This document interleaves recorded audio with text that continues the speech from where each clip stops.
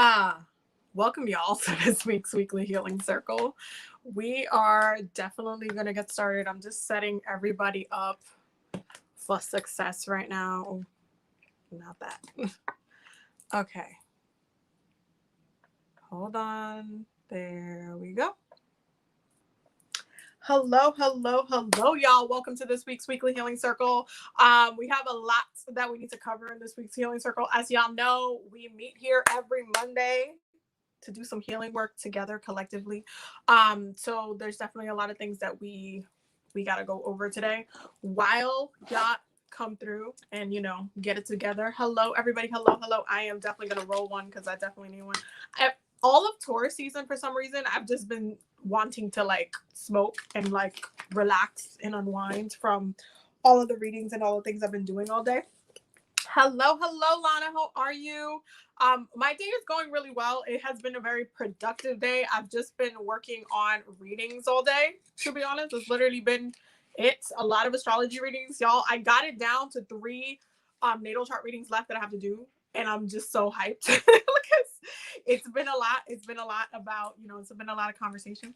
But yeah, I've been doing pretty good. How are you doing? How are you doing this week? I hope that you are well. Hi, Michaela. How are you? How is everybody? All the love, all the peoples that are here. Thank y'all for being here. We will be doing a grounding meditation today, and I will be pulling the cards for that in a few, but I want to make sure that you guys are, here and present and ready to go. Hello, everybody. Oh my God, lots of comments and stuff. Hello on IG. How are y'all? Hello, Issa. How are you? I hope everybody's doing great. Like, I hope that, Taurus season has been a little bit better for y'all because y'all, it's been, I feel like Taurus season was that season. It has been that season that for some reason, and it's definitely Uranus, but for some reason it's just been a little bit extra. It's just been a lot of extra shit that's been going on. I've heard new moon brings productive energy. Definitely bringing productive energy. I feel like new moon I feel like it's a breath emotionally. It tends to be a fresh kind of start, kind of vibe, kind of energy. The moon loves being in Taurus. So it's actually, one of the favorite, signs that it likes to be in. It is exalted in Taurus. So there is just a lot of like enjoyment and, emotionally wise, because Tauruses are all about, enjoying their life and their pleasure and all that jazz.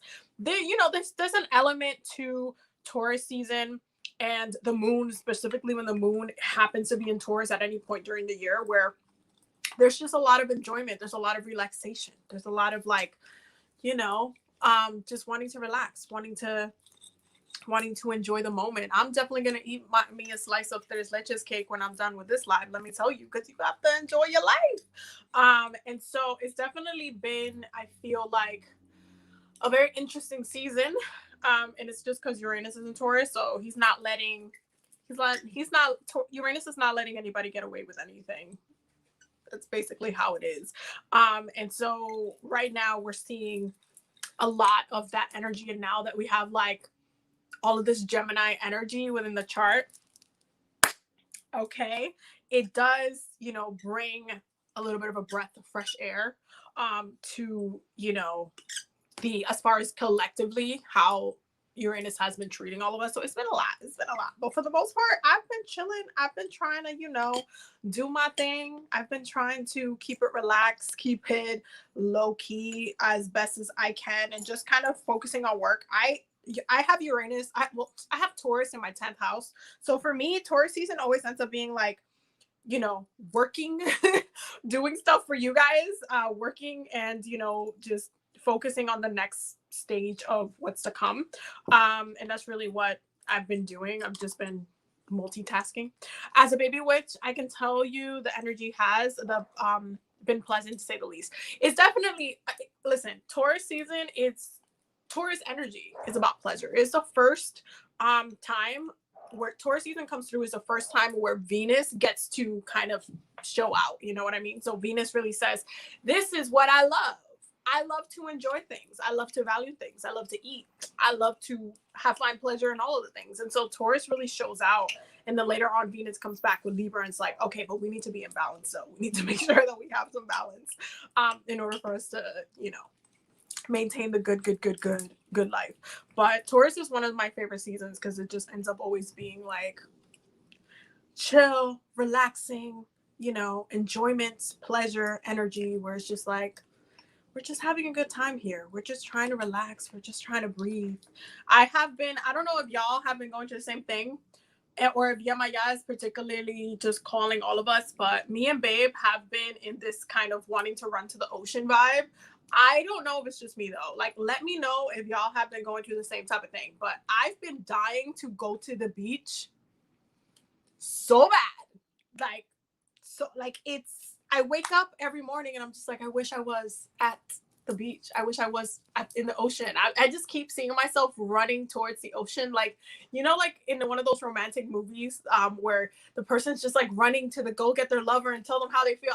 I see myself doing that to the ocean this summer. That's literally been me. That's been me this whole entire year so far. And I'm just like waiting for Puerto Rico in June when me and Babe are going, because that's gonna be me. That's really gonna be me.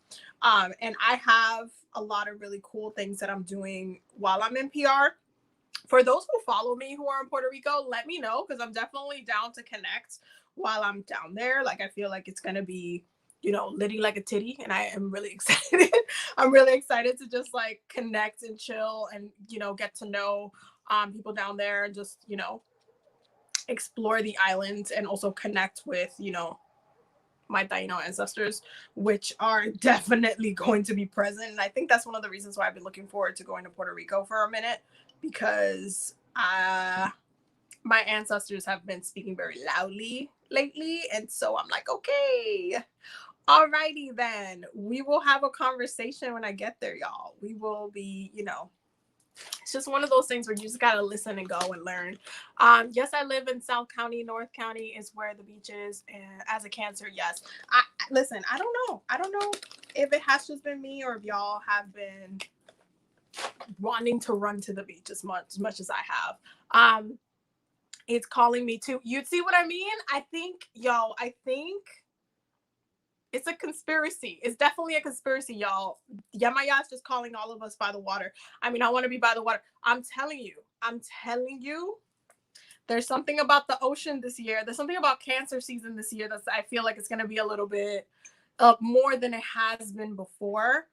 Cancer each cardinal sign brings in a new season. So Cancer season brings out the summer. So it is a connection to the water that we start immediately navigating towards. When you think of vacation, you think of water. A lot of the time you think of being by the water, being by the views, and all of that ends up having water for some reason. It's just, there's just kind of like, come back to me, come back to the ocean, come back to the water. And I've been vibing with it, y'all. I've been like dying to be by the water. One of my friends, my Reiki master, she actually wanted to do an event on Juneteenth, and for like at the beach in the ocean. And I feel like it would be really bomb. And we'll probably talk about that within the next coming weeks. But I think there's just something about the ocean that's just, Yemaya is just calling us. I think she wants to have a conversation. I think she wants to say something, y'all. Anywhere but home. 1000%. Listen, all of my Cancer placements, I see like the Cancer risings. I see I want to be a mermaid. Like, all of my Cancer placements are speaking right now. Like, it's hilarious to me. I have Jupiter in Cancer, and my 12th house is in Cancer. So I do a lot of reflection by the water. I do a lot of I have a lot of realizations. Cancer season tends to be a very spiritual season for me. Astrologically speaking, I really love just diving into the energy, being present with Yemaya, being present with and manifesting too. Like, the things I've manifested in Cancer season, y'all. I'm just saying. I'm a Cancer stellium. Of course, she's been calling me. I'm telling you. Yemaya is just like, she's like, you know what it is? Yamaya is kind of like doing the mom thing. You know how your mom calls you, like trying to contact you, like, hey, give me a call back. You know, I want to talk to you, but you haven't picked up because you're a little busy. But you're like, hey, you know, give me a call back. I just want to check how you're doing. I just want to see how you are. You know, the mom thing. That is what Yamaya is doing right now. She's calling all her kids to the ocean, and she just wants to see how we're doing. Okay, and so I'm like, okay. You don't got to tell me twice. I could live by as much as I wouldn't want to live by the ocean, because I feel like, you know, I don't know if I could ever do that. I feel like when it comes to like the different things that can happen by the ocean, especially with homes, I feel like it's a little bit too dangerous. Like I wouldn't want to live that close, but I would live like, you know, up the mountain from the beach. Like that's fine with me, because, you know, if a natural disaster comes, I'll be fine. I'll be uphill type of thing. But I wouldn't want to live like right in front of the ocean. I feel like that's too much. That's too much. So yeah, for me, I don't know, y'all. I don't know. Sorry, I had to deal with a dog dispute. Oh, the dog dispute. What do y'all do? What's y'all doing? Oh, yeah, talking about something else. Okay, because I was like, what? Yes, yeah, and honestly, because we've been 7 and 8. Yo, it'd be like that. Hola, Dominican lady. Hello, everybody. Hello. I'm just rolling one, and then we're literally gonna get started because Abby needed to smoke today. I feel like Taurus season has just me being like meditating while I'm high. That's been Abby. That's been Abby. Anyway, we are going to go ahead and get started because we are going to be doing a meditation today, and I want to make sure that y'all get what you need. So we will be, as always, pulling from the Mudra, this baby right here, the Mudra card deck, which is linked down below for those who ask me about this. The Mudra card deck is the one that I use to pull the mudras for y'all. So that way we know what we're doing. Oh, thanks, baby. Oh, look at what she got me. She got me cucumber water. She's so cute. Oh, it's refreshing. She's so cute. Babe is so cute. Let me tell you. Babe is not cute. Okay. Pinky will not be here with me. She's in the kitchen, so she will not be here with me to smoke today. But it bees what it bees.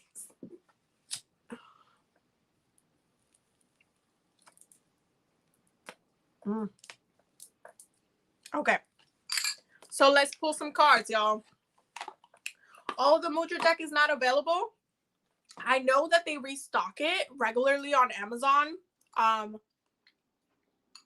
So definitely keep checking it, but this is a really good one to have on hand because it just literally has so many mudras. You can shuffle one every day. This is like 100 and how many cards is this? Like 108 cards. It's 108 cards of mudras, and you can literally pull one every day. It covers so many different things, and it's just so useful. It's one of my favorite decks.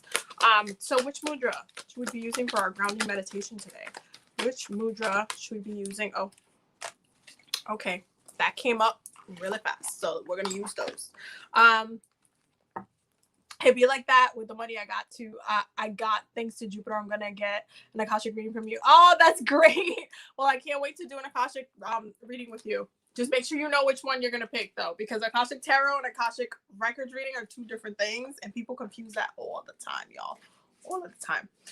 Okay, so we have literally 5 different mudras. The first one is balanced metabolism. Balanced metabolism. It looks like that. Balanced metabolism. And it says, a balance of rest and activity supports all of my body's systems in functioning optimally. Okay. Balanced metabolism. So that's number 1. This is number 1. Wow, this next one. The next one is self-empowerment. Okay, self-empowerment. Attuned to my inner jewel of radiant energy, self-esteem awakens naturally. Self-empowerment. Wow, self-empowerment. Self-empowerment. Self-empowerment. This is what self-empowerment looks like. Self-empowerment. That is beautiful. Unity consciousness in the next one. Integration of all of the chakra qualities reveals my true nature as freedom and unity. Wow, unity consciousness, unity consciousness, unity consciousness. That's really beautiful. That is definitely very, very beautiful. Non-duality. With eyes of clarity, life's doubts and challenges are resolved in a vision of unity. There's a lot of unity happening here. I don't know if y'all notice the unity, but there's a lot of unity happening. Non-duality, meaning not two, but one source, one thing, one unity. Ooh.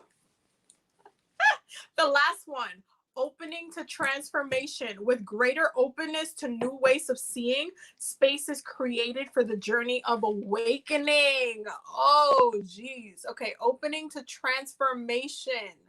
Opening to transformation. You could pick this one if you've been fighting with Uranus a little bit and have been having a little bit of an issue working with the energy and like calibrating.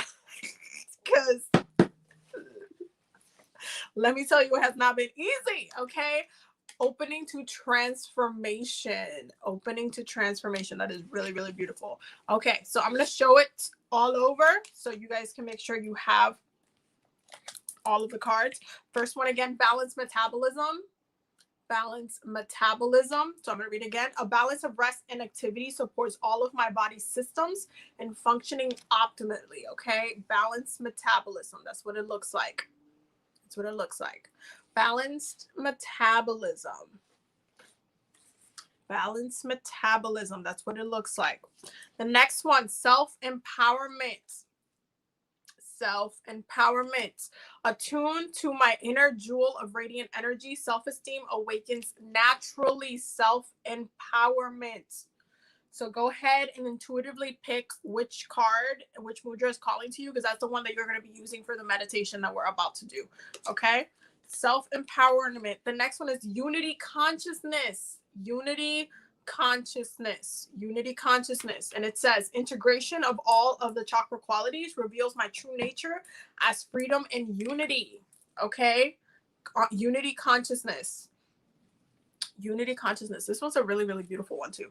Unity consciousness. Okay, the next one is non-duality. With eyes of clarity, life's doubts and challenges are resolved in a vision of unity. Okay, non-duality.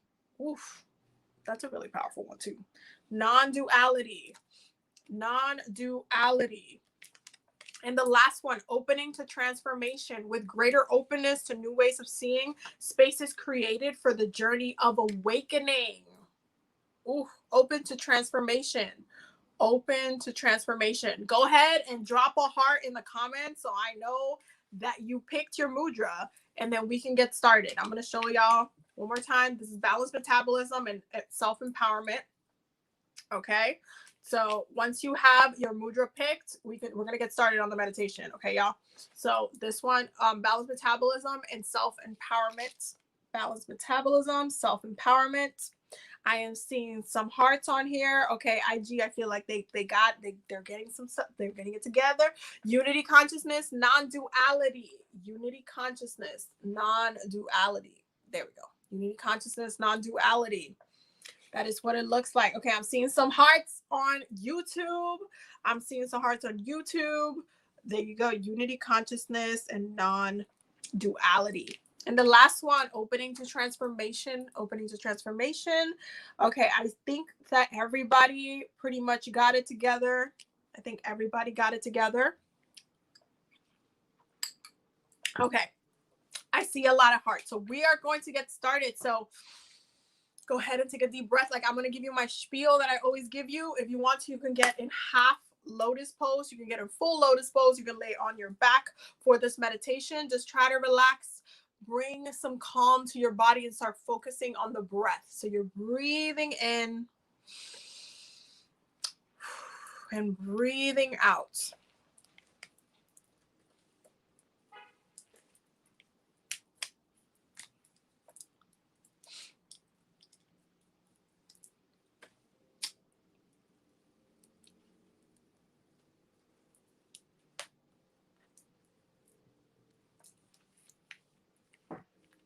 Taking deep breaths in.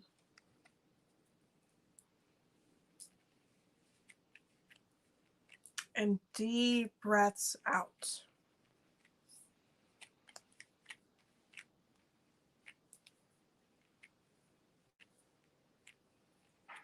Take another deep breath in.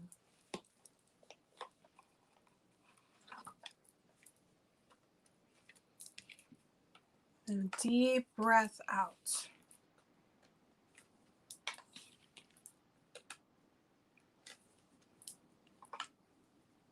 On your next breath, I want you to start to visualize yourself inside of a golden egg.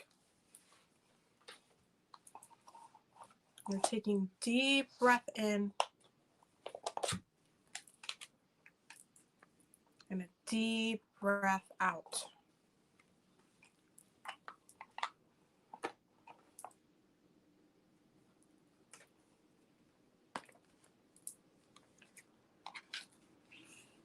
This golden egg energy is divine healing light.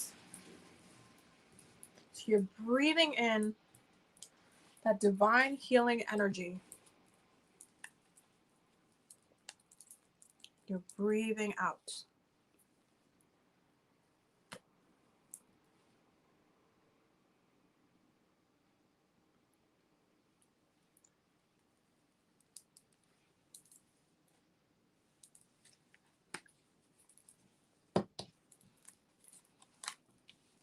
Taking deep breaths in, sending that divine healing energy anywhere in your body that needs a little bit of extra attention.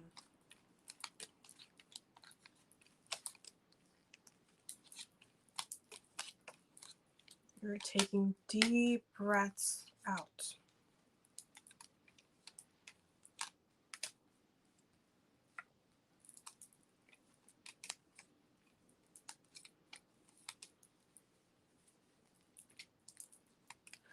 On your next breath, I want you to zoom in to your root chakra.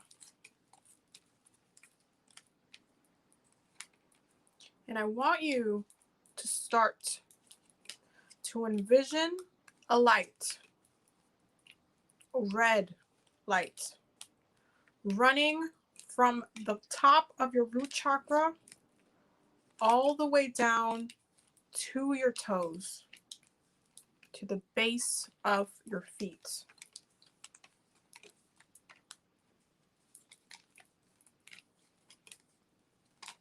And with every breath you're taking, you are sending and expanding that red light through your root chakra.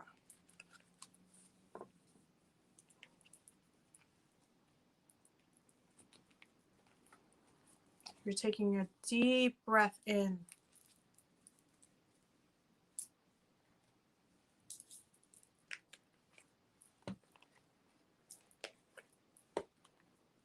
And a deep breath out.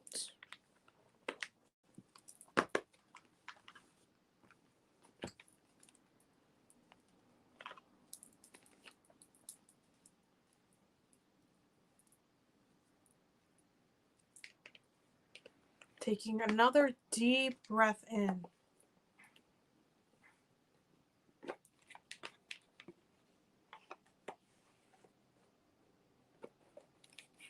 And a deep breath out.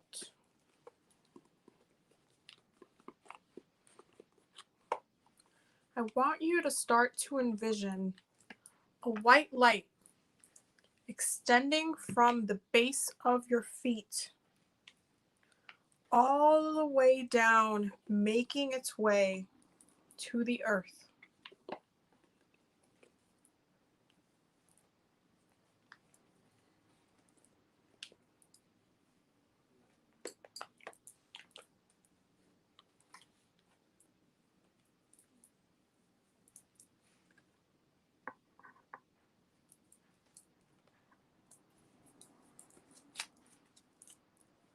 You're taking deep breaths in.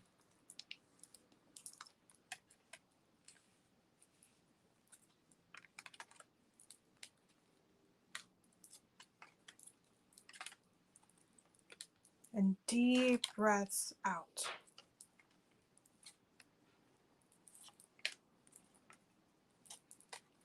Go ahead and envision that white light penetrating the earth, searching for the earth's core.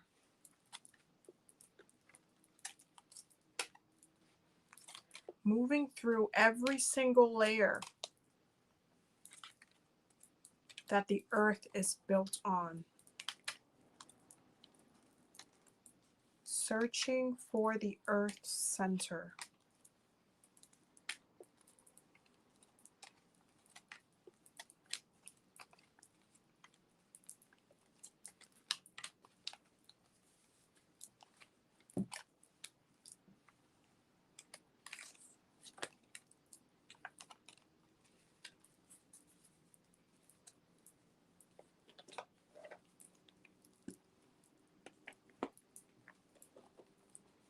Once you reach the earth's core, watch as the light is reflected back to your body as it makes its way back up from the core through every layer of the earth.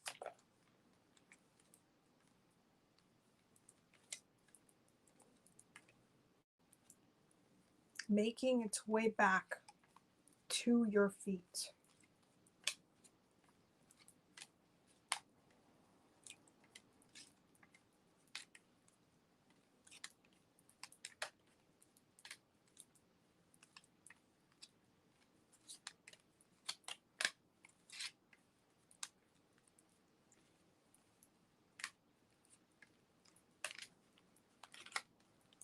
You're taking deep breath in as you take in the energy of the earth.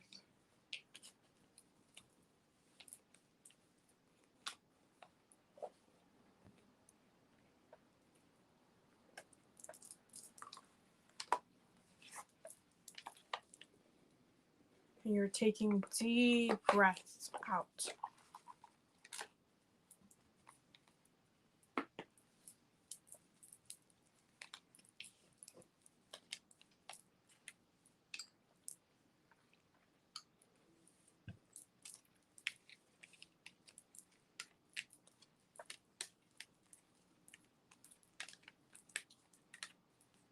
Taking another deep breath in.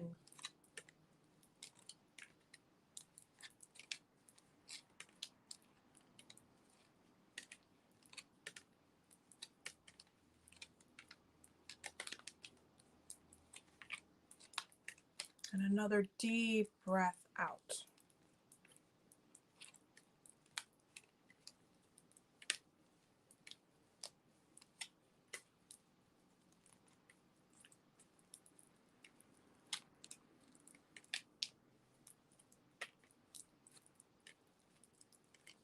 Thank the earth for giving you a boost of energy, for recharging your batteries, and connecting you back to your root.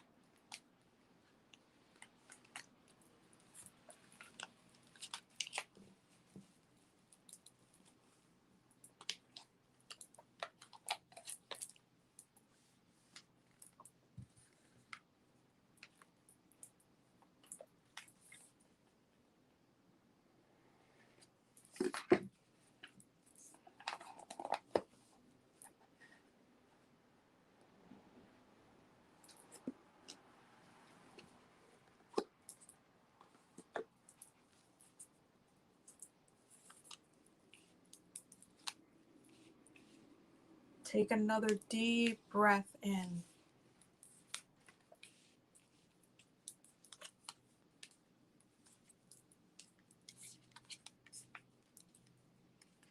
And a deep breath out.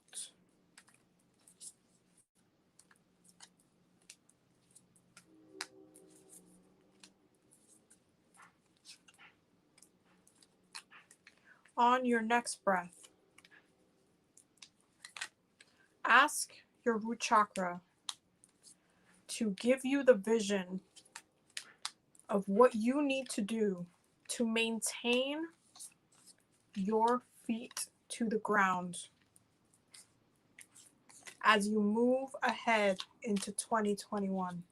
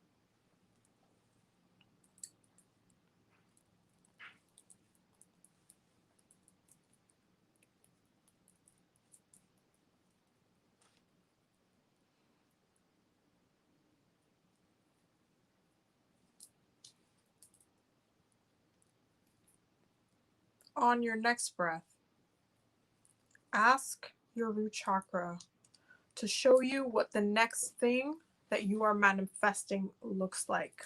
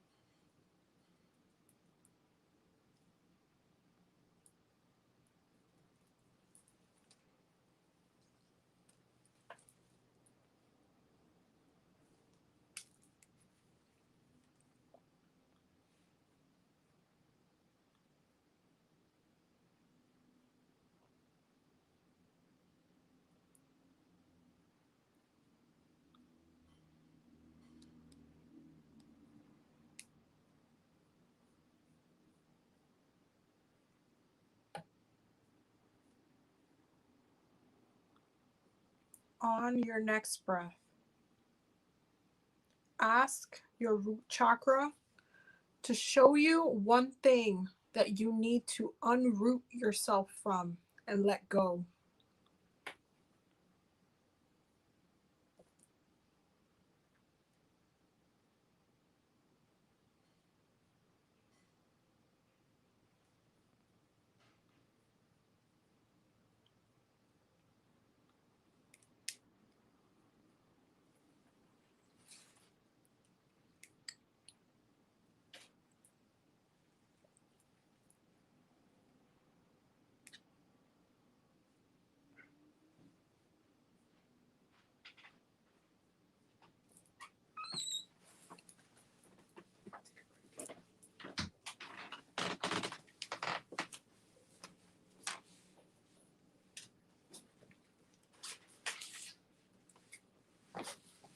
Go ahead and thank your root chakra for the messages that it gave you.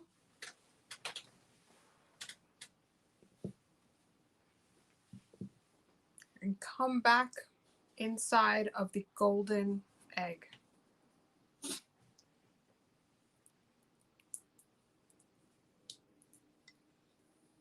You're taking deep breaths in.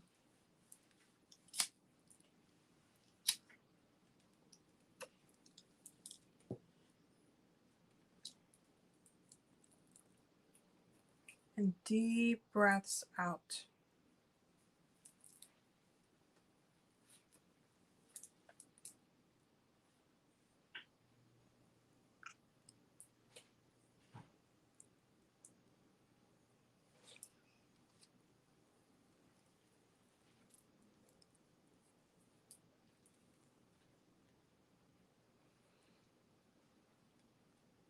Taking another deep breath in, sending that divine healing light anywhere in your body that needs a little bit of extra attention.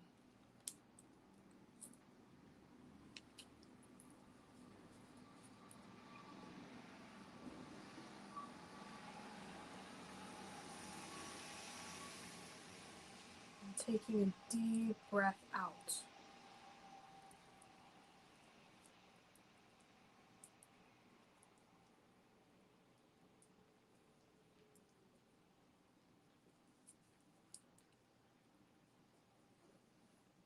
When you're ready, you can go ahead and come back. And just let me know in the comments when you're back.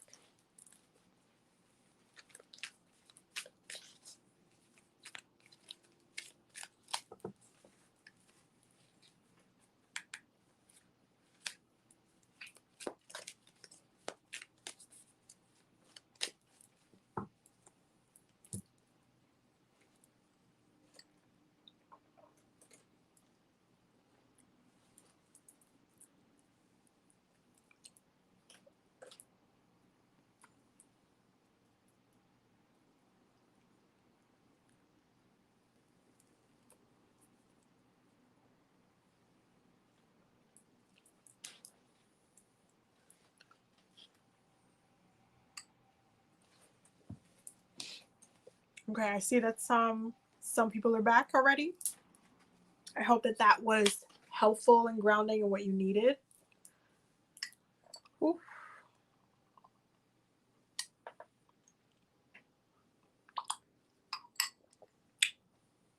Okay, I see more people are back. Hello, hello, everybody. Welcome back.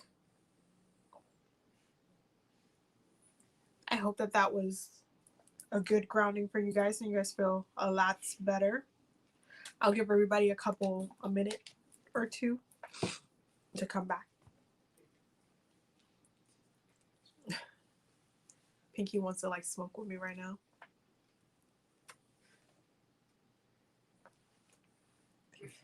For those who don't know, Pink is my dog. Hello, hello. How was that for y'all? How are you feeling?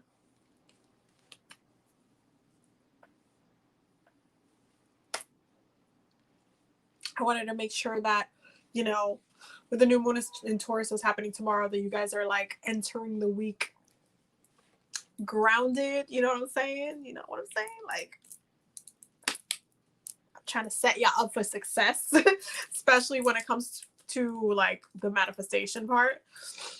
Because, you know, new moons in Taurus moons are great for manifesting physical things. And it's really good just to ground yourself in the energy, ground yourself in what's happening right now. Okay, I see everybody. Everybody's mainly back. Hello, hello, everybody. I hope that was what you needed. As always, you guys know there's a weekly healing circle, so we are presently here to heal.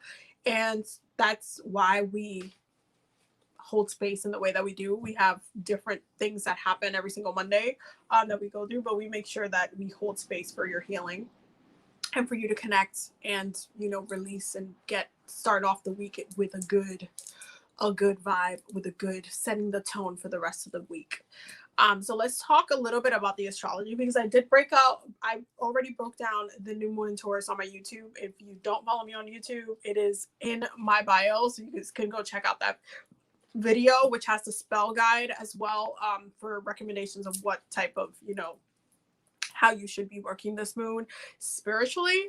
But I did want to talk about the Gemini energy that's currently present, with Mercury being in Gemini and Venus being in Gemini, because I do think that you have to understand, like, once you are in Taurus season, right? We're already in May. Okay, we already hit that bridge point. We're kind of in the middle of the, you know, month-ish, where we start slowly but surely creeping in towards Gemini season. And it's something that I always like to be very aware of, especially with the way the planets kind of start moving to set us up for the next energy that's coming through. And because I do feel like we're headed towards a very collective time. And I say that because, you know, Jupiter is still in Aquarius. Uranus is still in Aquarius. And so, Saturn is still in Aquarius. And so we have a focus on the collective. When it comes to Gemini, Gemini is very collectively focused as well. It's all about communication. In order for Gemini to function, it must communicate with something else, with somebody else, with a different thing. Like, it's kind of like, I want you to think of Gemini energy, and I use this example a lot because it just makes absolutely the most sense. But Gemini, Mercury rules the connection that one thing has to another. That itself is Gemini energy. So think of, you know, you have a plug on one hand, the wall is there, you're plugging your phone to charge, right? You're plugging your phone to charge. Your phone will not charge unless you plug it in to the wall for the energy to then pass through from one to the other, for one to benefit or take from the other. So communication, consciousness, how we collectively communicate is going to be very, very important moving in to the next couple of weeks through Gemini season and then coming through into Cancer season. And so it is very, very important to understand consciousness, to understand how we are connecting with each other, how we feed off each other, because we're moving into a very airy energy. Gemini is the first air sign that we meet before any other air sign. Okay, we're still going through the like astrology journey, and like the whole astrological year starts with Aries. We move through each sign.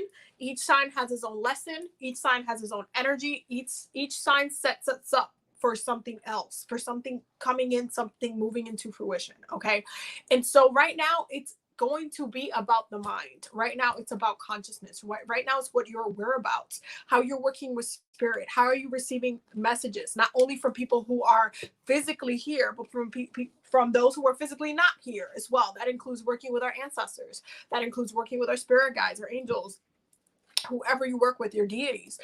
It's about conscious communication, is about the downloads, because Aquarius is always about the downloads. The messages that we're getting specifically this year, especially now through Gemini season, I promise you are going to be different than the past few years when there's, you know, Gemini season comes through, it creeps in, you know, the Gemini energy is there, underlining a couple of things. Because Jupiter is in an air sign, because Jupiter's in Aquarius, out of all signs, the collective energy, the sign that's all about friendship, society, technology, okay, social media, there is an elevation that's happening through communication.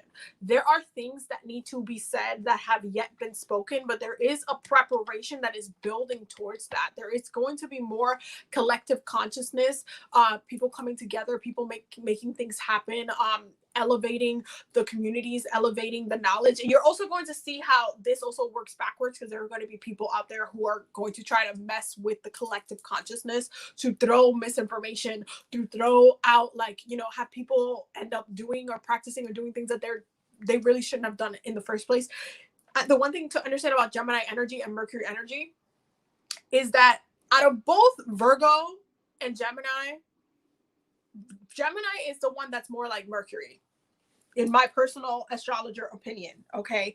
And the reason why I say that is because Mercury is known as the trickster, as someone who is very like kikiing, loves to laugh, loves to do pranks, loves to kind of, you know, mess with certain things, loves to kind of like consciously like do like some malicious things here and there for fun or for pleasure or for whatever it is. It's just Mercury energy. Mercury energy is just kind of like, I'm just gonna fuck with you just to fuck with you just because I felt like it. If that's really how, you know, Mercury energy be pushing through a lot of the time. And Geminis do that most and probably better than Virgo does, because Virgo, it has a very physical, earthy presence within our lives. It is very much about the body. It's about healing, disease. It turns into what Gemini doesn't want to deal with. Gemini doesn't want to deal with the physical body. It doesn't want to deal with disease or thinking about necessarily negativity. They want to focus on things that they find intriguing, that they find they're curious about, that they want to play with. This is why Gemini is the child of, you know, the zodiac, the child of astrology. They're very much very playful, very wanting to try everything underneath the sun, while Virgo will be like, I don't know if I want to do that. I don't know if I want to take that. I don't know if this is going to be good for my body. I don't know if that's, you know, I'm going to have fun doing that. Virgo tends to be like the older brother sister to Gemini energy, where Gemini is just like doing whatever it wants. And so because the energy is very like Gemini, is very playful, is very open, you're going to have people actively trying to deceive others, actively trying to create conflict. You've been seeing this a lot on TikTok for those who are on like witch talk and all that nonsense. Like you've been seeing a lot of people like, y'all, for those who don't have a TikTok or who are not part of the spiritual community and my other platforms and Instagram and YouTube, y'all, there was literally witches out here trying to curse the moon. Like trying to hex the moon. Like like actively trying to hex the moon. Like I laughed so hard when I saw that. What do you say to that? What do you say to that? I personally don't know. But there is definitely this energy of misinformation, this energy of like thinking that you can even do that. There's a lot of kind of just wanting to fuck with and kind of say things just to say things, or say things just to get clout, or say things just to get attention. Because that's the other thing about Gemini energy. They're children. They're actively, they have like a very childlike, you know, playful like mentality about them. So they like to get attention. They like to get a rise out of people. And you can see that with our ex-president, because he was always trying to get everybody's attention, and everybody's like getting a rise out of people with the words, with being like extra, or being like, oh, I know this is gonna like piss them off and shit like that. He would do that all the time, and it would always work, because why? Gemini energy. You know, Gemini energy. People on YouTube are freaking out with like the whole cursing of the moon shit thing, which is hilarious. I'm telling you, like TikTok, like spiritual TikTok is so different than all of the other platforms. I feel like Instagram, the platform for Instagram is very like, you know, casual here and there. And then YouTube is kind of like, you're kind of searching for shit, so it's different. But then TikTok, you have this whole other like communities and different people in there that just like, the other day, somebody was trying to hack somebody, like a bunch of witches were trying to hack the other witches and send links to each other to get their like IP. It was just some bullshit. Like, y'all, the shit that happens on TikTok, I just be scrolling and laughing a lot of the time. I'm like, this is why I have a block button, to just no. So look at what I'm actively going to entertain and what I'm not going to entertain. So there is definitely an awareness that needs to be had on the messages that you're receiving. What is feeling right to you? What is being like, you know, I don't know if that feels right. I don't know if this information feels correct. I don't know if this is sitting right with my spirit. You will be able to tell when something is wrong, when there's something off about something, just by feeling it out. Why? Because Venus is in Gemini and Mercury is in Gemini. There is just a conscious energy. There's almost like a little bell that starts ringing, like that was a lie. Somebody's just trying to fuck with you, or this is misinformation, or hey, focus on this. Like there's just this active consciousness that's going to be having. You're going to have to sort out the bullshit from the truth. But ultimately, that will be a test of your intuition, because you will know. That's the other thing. You will know when something feels off. You will know when something is right. You will know when something is not, it's just kind of catching you off, and you're just like, I don't know if this is it. I don't know if this is no, that's not how, no. You're going to know. You're going to be able to vibe that out. And I think it's really important to allow yourself space to process that. And also understand that everybody that we meet, even though we might have, I feel like when it comes to Gemini energy, it can be easy to be innocent, right? To be kind of like, without even thinking about being malicious first, but to be innocent, to be kind of like, oh, look, somebody on TikTok shared this information, shared this video. Let me go try working with this in this way. And then it turns out being a whole hot mess because there was misinformation involved, or because people are doing stuff for clout, or stuff for attention and shit like that. You're going to have to use your intuition to sort out the bullshit from the truth. That includes when you're at work. That includes with rumors that you're hearing, okay? Because Gemini energy, again, communication and how it's happening. There are people starting shit just to start problems, just to start chaos, just to get attention. So you need to understand, like, if you're hearing a rumor or something's going on, there's some whistlings that you're hearing, really use your discernment, put your intuition to a test in that situation, so you don't get caught up in some bullshit. Because I do think that right now, with the way the planets are set up, especially because Saturn is in Aquarius, there is a collective ass whooping that's happening with Saturn there. Because as much as Jupiter has like all of this expansion with Aquarian energy, like with, you know, our collective consciousness, with us coming together as people and interacting in the ways that we do, whether it be at work, whether it be with family, whether it be on TikTok, whether it be in a platform, you will find that the second you fuck up, okay, all of the justice kind of calling back and checking people and clapping back at people and saying, hey, yo, you were lying, or you shouldn't have done that, or that was fucked up. That is Saturn moving through Aquarius saying, okay, you can have your fun in Jupiter, but I'm going to check you the second you decide to do some stupid ass misinformation bullshit. I'm going to check you, and I'm going to check you very, very quickly. So definitely make sure that you are using discernment, that you are using your intuition, because that's what's going to get you through the mind buzzing, signaling you, your consciousness signaling you, like saying, hey, this doesn't feel right. Or, hey, you know, you had a dream about someone, you woke up and you had a dream about someone, you had a dream and you're kind of sorting out what happened in the dream. Or maybe you saw a friend in that dream and they were acting a little weird, and now you're kind of like, I don't know, I had a dream about you that kind of, you know, I'm taking it back because what I saw in the dream was not necessarily pleasant. Like, you have to make sure you're looking at what is the truth inside of the circumstance, looking for the truth within the lie. Okay, this is very, very Scorpio energy, because that's what Scorpio does, especially when it's around a Pisces. That's what Scorpio does. Scorpios look for the truth within the lie, the illusion that is being presented to them, because they know something's off. They know from the get-go something don't feel right. And so I must take time to sort out how I feel, to sort out like what is being presented to me, because something's off about it. It's almost kind of like, you know, you go to a dinner or something like that, and everything is just a little bit too, you know, everything is a little bit too perfect. Like, there's something weird, there's something off, there's something in the air. Pay attention to those signals. You're literally going to be given downloads instantaneously, and you're going to have to capture it, because Gemini energy moves very quickly. Very quickly. You'll get a vibe, you'll get a thought, and then immediately when you get pulled into a conversation, you'll kind of like forget it. You'll kind of like, it'll move from your consciousness into your subconsciousness.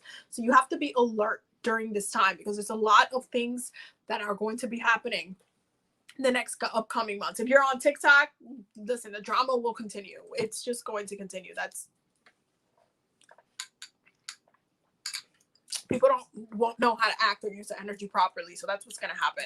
Good ways to use this. This is a really, really good time, not only to do a lot of ancestor work and communication work, okay, but also to work on your throat chakra. Mercury's in Gemini. Gemini rules the throat chakra. Okay, it's a really good time to work on your throat chakra. Work on affirmations. You should be playing affirmations every single day. One of my practices personally is to listen to affirmations while I'm cooking. Okay, which is some straight up Virgo shit, by the way, because it really dives into how what is being spoken out in the air gets, you know, all that energy, all that juju goes into the food as I'm cooking. I'm like, yeah, Ashe, yeah, I'm abundant, yeah, I'm strong, yes, I'm powerful, over here mixing the freaking the peppers with the, you know, all of the, with the salt, with the everything, just mixing it all in, setting intention, manifesting through thought, manifesting through air, manifesting through what is being spoken, okay, and co-signing that shit. Please listen to affirmations consistently, okay. I would say until probably, honestly, I would say probably until the end of the summer. I would say until it hits like maybe Virgo season. Challenge yourself to listen to affirmations every single day. Within one moment of that day, whether you be cooking, you be eating, you be, I don't know, you be cleaning your house, you be like, yes, yes, yes. Give yourself like a good hour of just listening to affirmations. I swear to you, especially with the energy that we're starting off with, it will completely change the undertone of what's going on in your life, because you will actively be speaking change to your life. The second you're like, I'm strong, people who are making you weak will be like, will be gone. They'll be on a miraculous trip somewhere, and they, oh wow, you don't have to deal with them for the next couple months. How wonderful is that? Look at that. Like, it's really all about the second you decide, oh my God, yeah, of course, I'm strong. I'm always strong. I'm making sure that I'm always empowered. Nothing's stopping me from being strong. Nothing's putting me down. The people and the things that put you down will literally buy. They'll literally dip. They'll dip. They won't have a choice but to dip, because you have set the tone for what it is that you will accept consciously around your space. Yo, I need y'all to be on it. I need you to be on it consciously. If you're catching people or even, you know, like family members or anything like that, if they're kind of talking ill around you or saying, oh, you're always like this and you're always sick and shit, be like, no, no, no, no. No, I am not. I am not always sick. I am always healthy. No, I am not. No, sir. No, no, no. I am always healthy. I am always in a good, steady, stable, balanced, well-balanced physically place. I don't have any issues. Make sure that you are using your throat chakra to combat and literally as protection. You need to make sure you're consciously choosing to protect yourself verbally, which is something that a lot of people don't do. Okay. They do the prayer in the morning and then they be at work talking shit and they get lost in the toxicity. And then when that shit kind of comes back to them, they're like, oh, but why? I asked for protection, but because you misspoke. You allowed some toxicity to penetrate your consciousness, penetrate your subconsciousness, your space, and then ends up manifesting within the physical realm. I need y'all to be on it. I need you to be on it. I need you to check that shit. This is one of the things I do with my friends all of the time, with family members, with everybody. The second they say something and I'm just like, stop saying that about yourself, because you're going to continue to be in that space if you don't stop saying that shit about yourself. Stop. Your throat chakra is the fastest moving chakra besides your crown, obviously, because your brain got to function. But your throat chakra is the one that actively produces manifestations instantaneously. The second you verbally decide to say some dumbass shit, that shit instantly comes back to bite you. If you say, oh my God, I'm going to be in such a bad mood today, everything's going wrong this morning, the rest of the day is fucked. Your whole day is fucked. Just forget about the whole day. You just fucked the whole entire day because you decided to say that you're going to have a bad day. Are we all guilty of this? Yes, this shit happens. You know, sometimes you wake up, literally the morning time sets the tone for the rest of the day. And that's why the mornings are so important. That's why you should use your mornings to be as productive as possible. And I know a lot of, you know, people who practice spiritually, they work a lot at night because, you know, night, your energy is built up to a certain point. You feel very comfortable at night. There are some people who are more comfortable doing their own witchery in the morning. Why? Because they understand that they need to set the tone for the morning. If their morning is off, the rest of the day ends up being a little bit off, ends up being a little weird, and it's always kind of trying to make the day better. And then by the time you finish the day, it's just like, it's a hot mess. It turns into a hot mess. There needs to be an awareness with how you are consciously speaking, what you are allowing to be spoken around you, because you are picking up on all of that shit, okay? And then you need to catch yourself and set yourself up for success by actually speaking in things that you want to have around you. It's verbal manifestation. Gemini is verbal manifestation. They open every door that's in their way verbally, literally. Even if it's through lying or whatever it is that they need to do to open that door, they will open that door, right? Because Gemini can get through every single door. This is why Mercury is associated with road opening work, okay? Road opening. But that door could close too. That door could stay closed. And then you're just going to be sitting there like, I'm telling you, Geminis know. They're always trying to open their own way.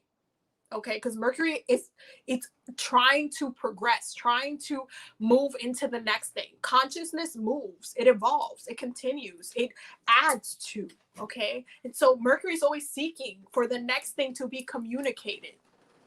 Okay, sometimes those things are in the past, and this is why Mercury retrogrades tend to fuck some of y'all up for some whatever reason. It tends to be a great time for me, but you know. It is what I was born under a Mercury retrograde, so every time it's a Mercury retrograde, I'm like, y'all, this doesn't faze me. I carry the energy of Mercury retrograde, and it doesn't faze me. I just gotta reflect extra more, and there's nothing wrong with that. It just means I gotta reflect. Y'all over here talking about, oh my God, my ex hit me up. I'm pissed. I'm doing.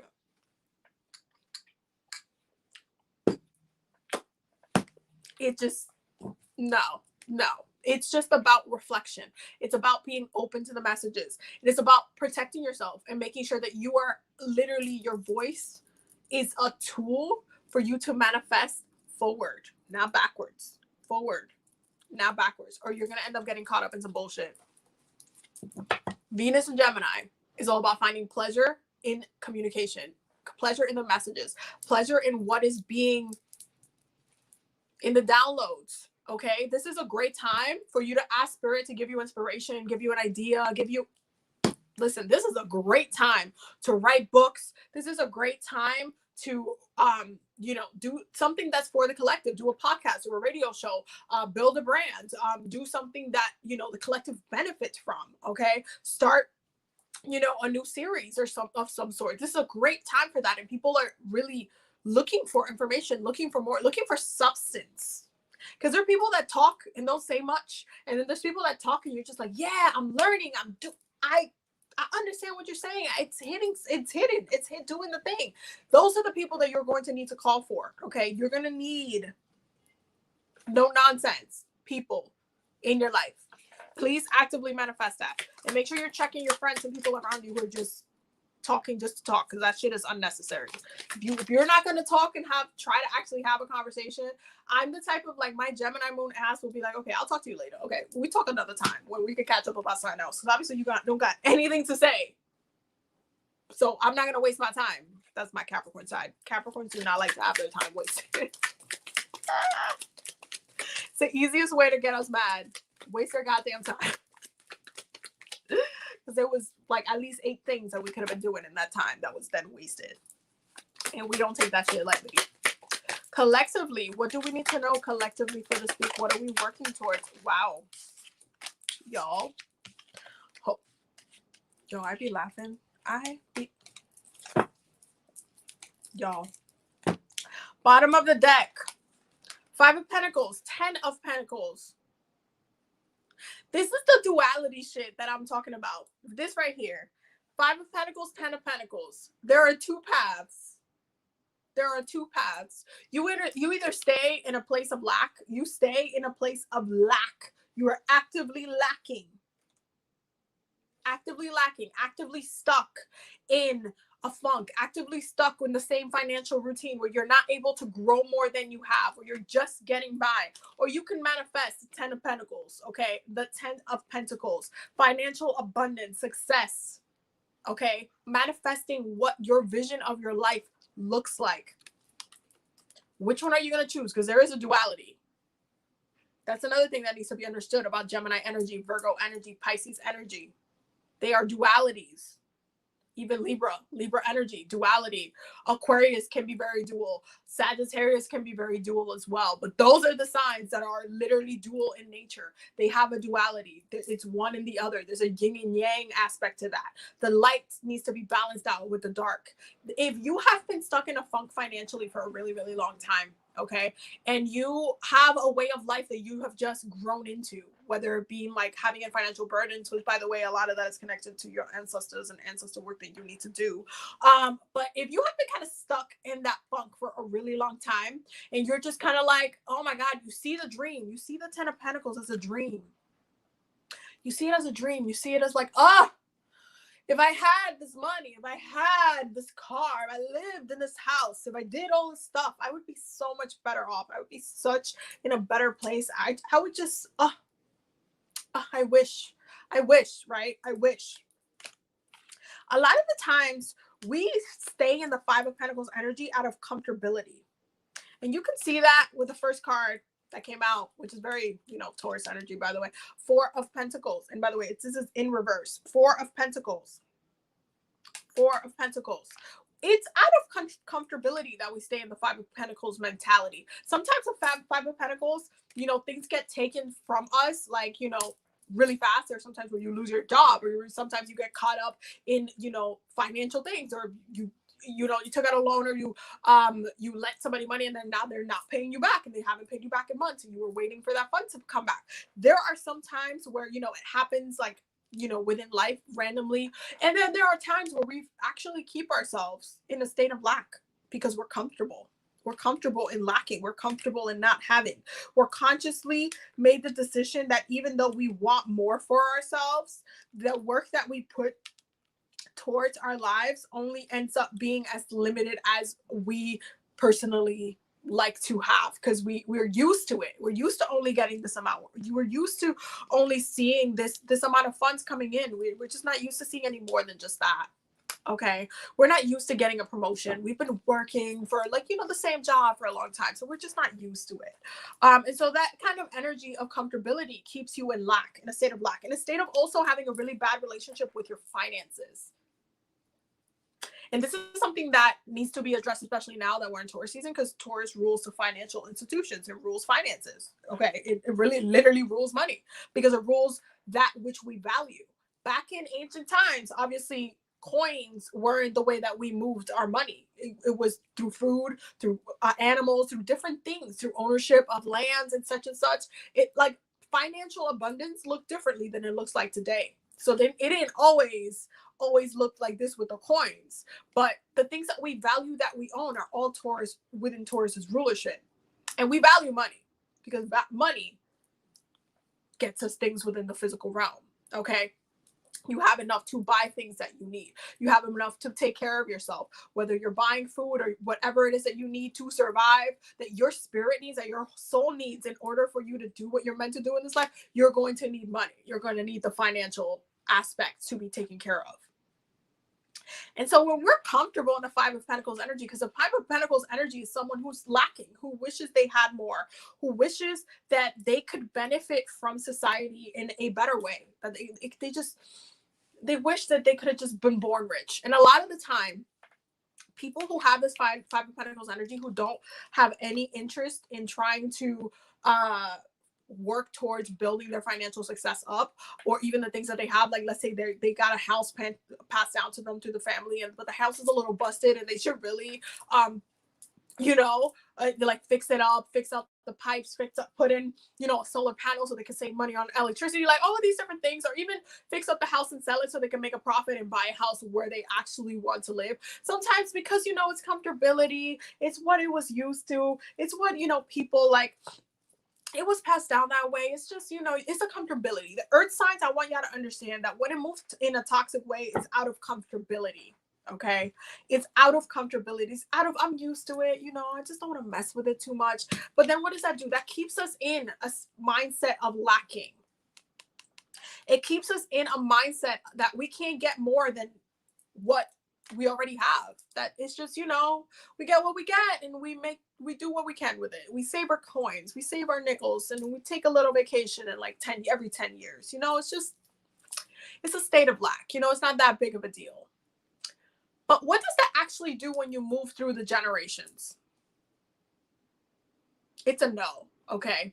The generations, every generation that moves forward, like if you look at, I'm considered a millennial from where I am born, but if you look at Gen Z is already actively trying to correct shit that millennials had to open in the road for, because the previous generations were still stuck on some stupid ass mentality that they felt like, the 9 to 5 and the really kind of like struggling and kind of having like that mentality and the American dream, and this is what the American dream looks like, living in the suburbs with a family, and everybody is doing the same thing and every house looks exactly the same because we're all meant to live the same life for some reason. The same dream that got sold to them, that was marketed to them, did not do it for millennials. Millennials were like, I don't want that. I don't want to work till I'm 63 and then take all my vacation. Like, what? How does that make sense? I am more spiritual in this way. I don't want to go to church. I don't want it.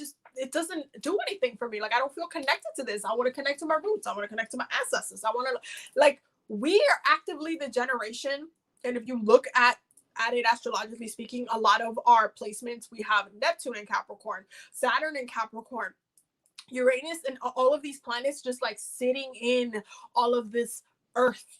Okay, us millennials setting up a little bit of a newer tradition, changing up the root chakra as it is, in order for us to actually live the life that we personally feel like we need to be living. Okay, and so when Gen Z looks at millennials, they're like, yo, what? You guys are like lame because you guys are still doing this, you guys are still doing that, you start caring about that. And then when Gen Z looks at the older generation, it's even worse. It's even worse because they have set themselves up as a society for some people to be in tears. Some people are, higher up and they have all of the damn funds that they could have in the world and they feel so happy being in that tier because it all comes down to power and control. The middle tier is always kind of trying to survive, trying to stay, having a good life while at the same time, having enough funds to take care of themselves financially in their home, et cetera, et cetera. And then you have the, the lower class, which is a lot of the time tends to be struggling based on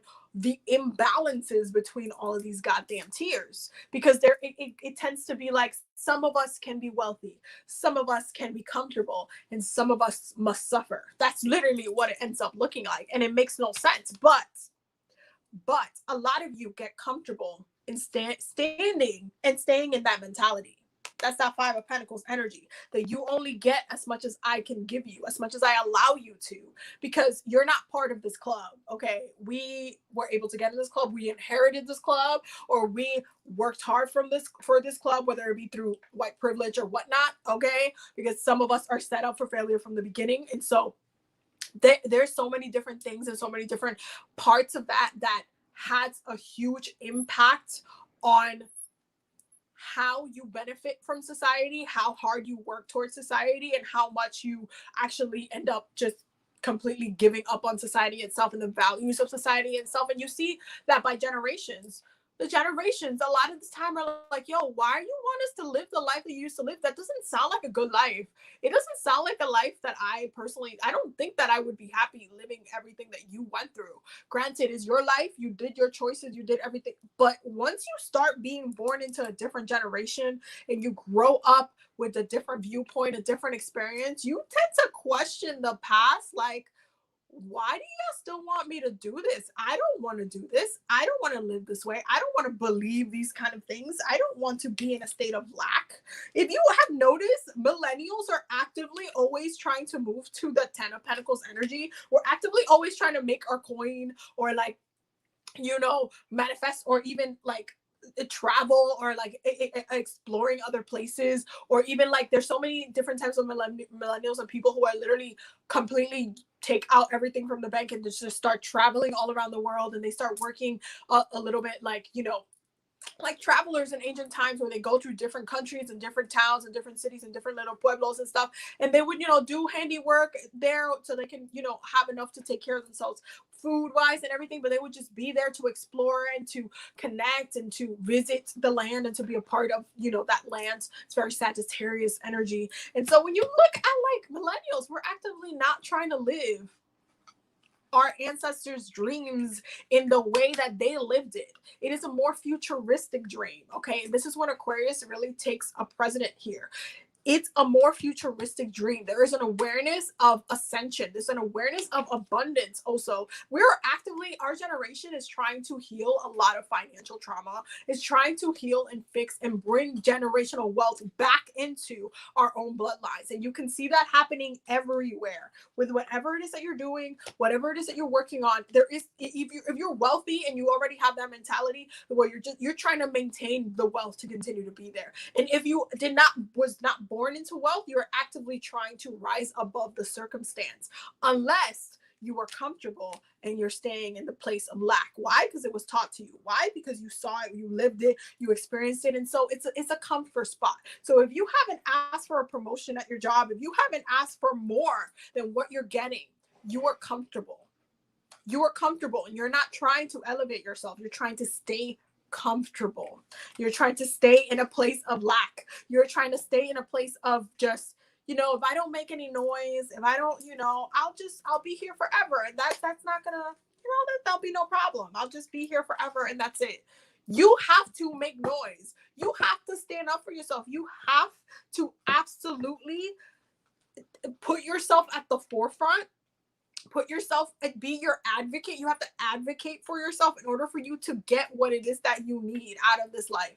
And millennials have been doing that since literally, I want to say since we were in our like 20s or our 18s, where we just started saying, well, I don't know if I want to buy a house. I don't know if I want to feed into the government's housing system. I don't know if I want to put up with, you know, the sexual trauma that has been actively hidden and quieted about within the past generations that they don't want to address. I don't know if I want to continue the history of like trying to keep people down or keep people or not advocate for certain people, minorities, and people who don't have like a voice in that capacity. I don't know if I want to keep those traditions alive. That doesn't sound like something I personally want to do. And so there's a breaking point where we break from the past generation and we say, this is what we're doing. This is what we're not going to do. This is what I will take. I understand the knowledge. Thank you for teaching me. Thank you for teaching me hard lessons. If that's what you taught me, thank you for, you know, giving me food, nurturing me so I can grow. But now that I'm at this point in time, I have analyzed these situations and I have said, this ain't it. I'm not going to be you. I'm not going to experience love like you. I'm not going to be with my money the way that you were with your money. Okay. I'm not going to do that.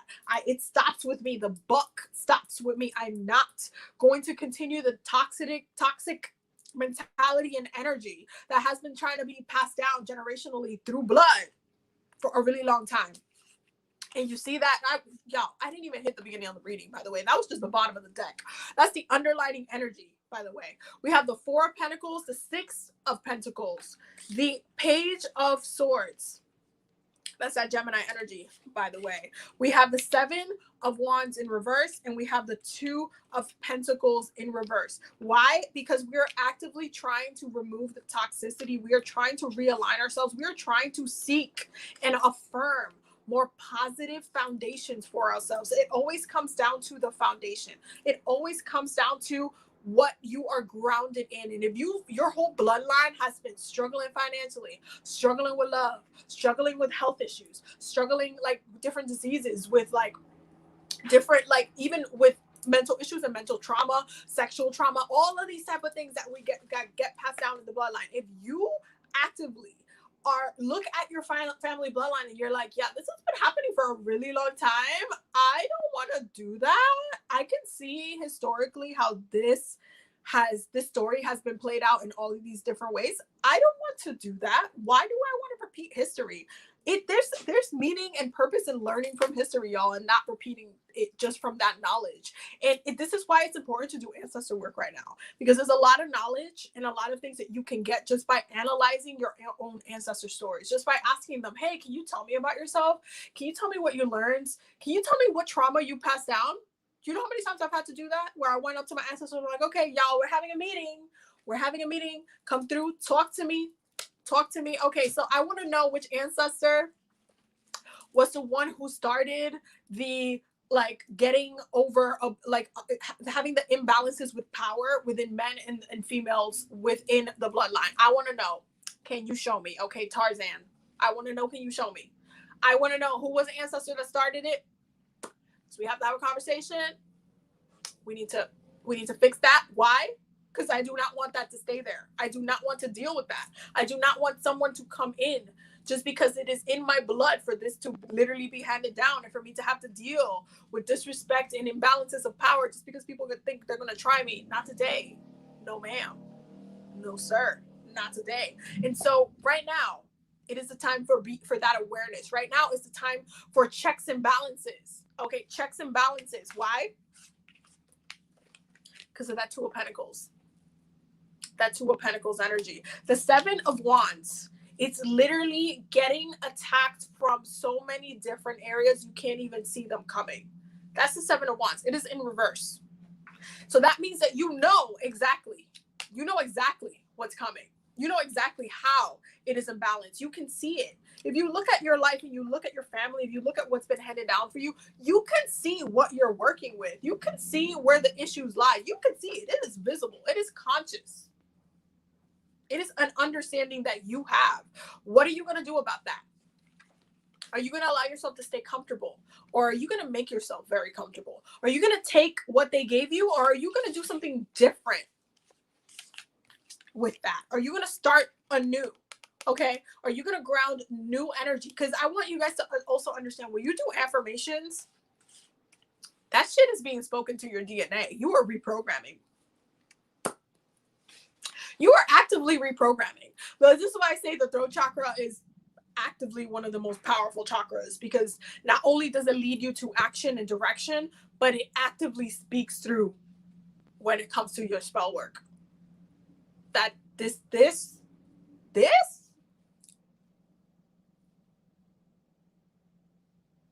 I need y'all to be aware that you are consciously breaking barriers that have been deeply grounded within your bloodline for a really long time.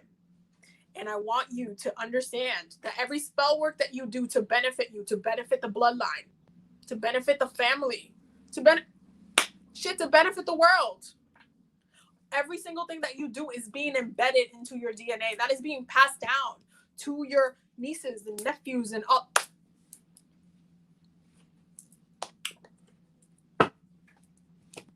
And so because there's a need to be conscious about that, the work that you do, it's carried down, it's carried over. What are you going to hand down? What are you going to hand down? This is that 4 of Pentacles in reverse and that 6 of Pentacles upright. What are you going to hand down? These 2 cards right here can be it can be a conundrum, because you have the 4 of Pentacles, which is straight up stubbornness, which, by the way, I say this often because it's true, but Tauruses are the most stubborn sign in astrology. They're a fixed sign and they're an earth sign, earth being the slowest moving element within astrology. So Taurus themselves are usually in this 4 of Pentacles energy. Tell me why they're currently in a place where they're, reevaluating. I don't know, maybe because Uranus is in Taurus. Because Uranus is the planet of unexpected change. Because Uranus is saying, I need you to upgrade your thinking. Because Uranus, one of the generational planets, is saying, hey, generation, I need you to look deeper. I need you to look at your root. I need you to look at what you're carrying, what you value, what has been passed down to you. Okay? I need you to look deeper into the truths that have been literally embedded into your blood, into your bloodline. I want you to dive deeper with your ancestors. I want you to look for the truth, what you need to know about what you're carrying, because you're carrying a lot. You've been stuck with it for a long time, but the buck has to stop with you, right? It has to stop with you. You have to pass down something different. You have to look at what has been handed down to you, and if it is meaningful, purposeful, if it brings any benefits to you or not. Ancestor work and soul work, personal work, when you're working on yourself, when you're working on your own soul's purpose, all of that, they really go hand in hand, because you yourself, your own soul, carries its own traumas, its own things, okay? Its own things. And then you also are physically born into, So your soul's already carrying something, right? And then your bloodline, which you literally live your life through, you are carrying every single thing else that has been handed down to you from your ancestors. So you have to deal with both aspects. You have to deal with your own personal shit, and you have to deal with the shit that has been passed down to you. Sometimes that shit is beneficial. Sometimes that shit is very helpful. Sometimes your ancestors did some good shit and set you up for success, and then you had your ancestors that done fucked up the line a little bit, and then you have to go in and be like, yo, why you did this? Why? Like, can we have a conversation? You need to address both things. You need to look at what has been handed down for you and what has been imbalanced, what has been causing turbulence in your life. If you have still been out here talking about, oh, I've been having some problems with relationships for a while. I can't seem to find my person. Like, I don't get it. Well, first of all, I'm going to tell you right off the bat, all of y'all need to make sure y'all do your natal chart readings. I need y'all to make sure you know your own energy, okay? I cannot overstate this enough. Your natal chart, as an astrologer, your natal chart, it is the map to your life, okay? You have an issue, you don't understand why something's happening, you look at your natal chart. You know how many times I wake up sometimes, literally, and I'm just like, today feels weird. Why does it feel weird? Boom, boom, boom, boom, boom. I look up what's going on with the chart, and I'm like, that's why Pluto's fucking with me today. It's going to be fucking with me for the next couple weeks, hot damn. And then I can understand how to work with it. I'm like, okay, you're gonna fuck with me. Let me work with your energy then. Let me focus on what it is that I need to work on. Let me actually look at you, because you're the one who's poking me during this time. It is about understanding. I need y'all to make sure y'all do y'all natal charts, so y'all don't be coming at, lately, the past readings that I have been doing the past couple of weeks have been all of y'all being lost. When actively, it is very easy to find yourselves. Natal chart reading. You understand your energy. You understand your abilities. You understand what you need to work with. You understand your love energy. You understand everything. And then you can build on that. You can look at each ability, how each sign, what it gifts you. And then you can use it for your benefit. Something that some of our ancestors were not doing. Some of our ancestors got caught up in what was passed down. And they created and maintained that chaos within the bloodline. And so when we look at them, when we say, hey, where's this energy come from? Why am I like stuck romantically? I haven't been able to find like a good person. Like, why do I keep feeling like I get, my mom went through this too. Like this, I don't know. There's something off about this. What is going on? Bloodline. It's either a soul issue or a bloodline issue. 10,000% of the time. I want you guys to understand the duality of both. Because sometimes it's literally a soul issue. Sometimes it's literally you're meant to be working on something else, because on a purposeful level for your soul's journey, if that's what you're meant to do, or it's a bloodline issue. It's either one or the other. One or the other. One is affecting the other. Like, oh, I've been trying to get a promotion for a long time in my job, and I haven't been able to, like, I don't know, my bosses are being weird. They don't want to trust me. They know I can do the work. What's going on with that? It's either you were actively meant to do that job and you need to do some protection work and make sure you do, work your craft towards that. So it's either a soul purpose, or maybe within your bloodline, you have issues when it comes to going up within power, going up and being on a different role, like stepping outside of your own role, outside of your own, like, what people, your limitations, outside of what has been done. Like if you do one job and you just keep doing that over and over and over again, stepping above that. Maybe that just is something that within your bloodline there's been issues with. There's been a comfortability with what they have. And so then what are you going to do about that? What are you going to do about that?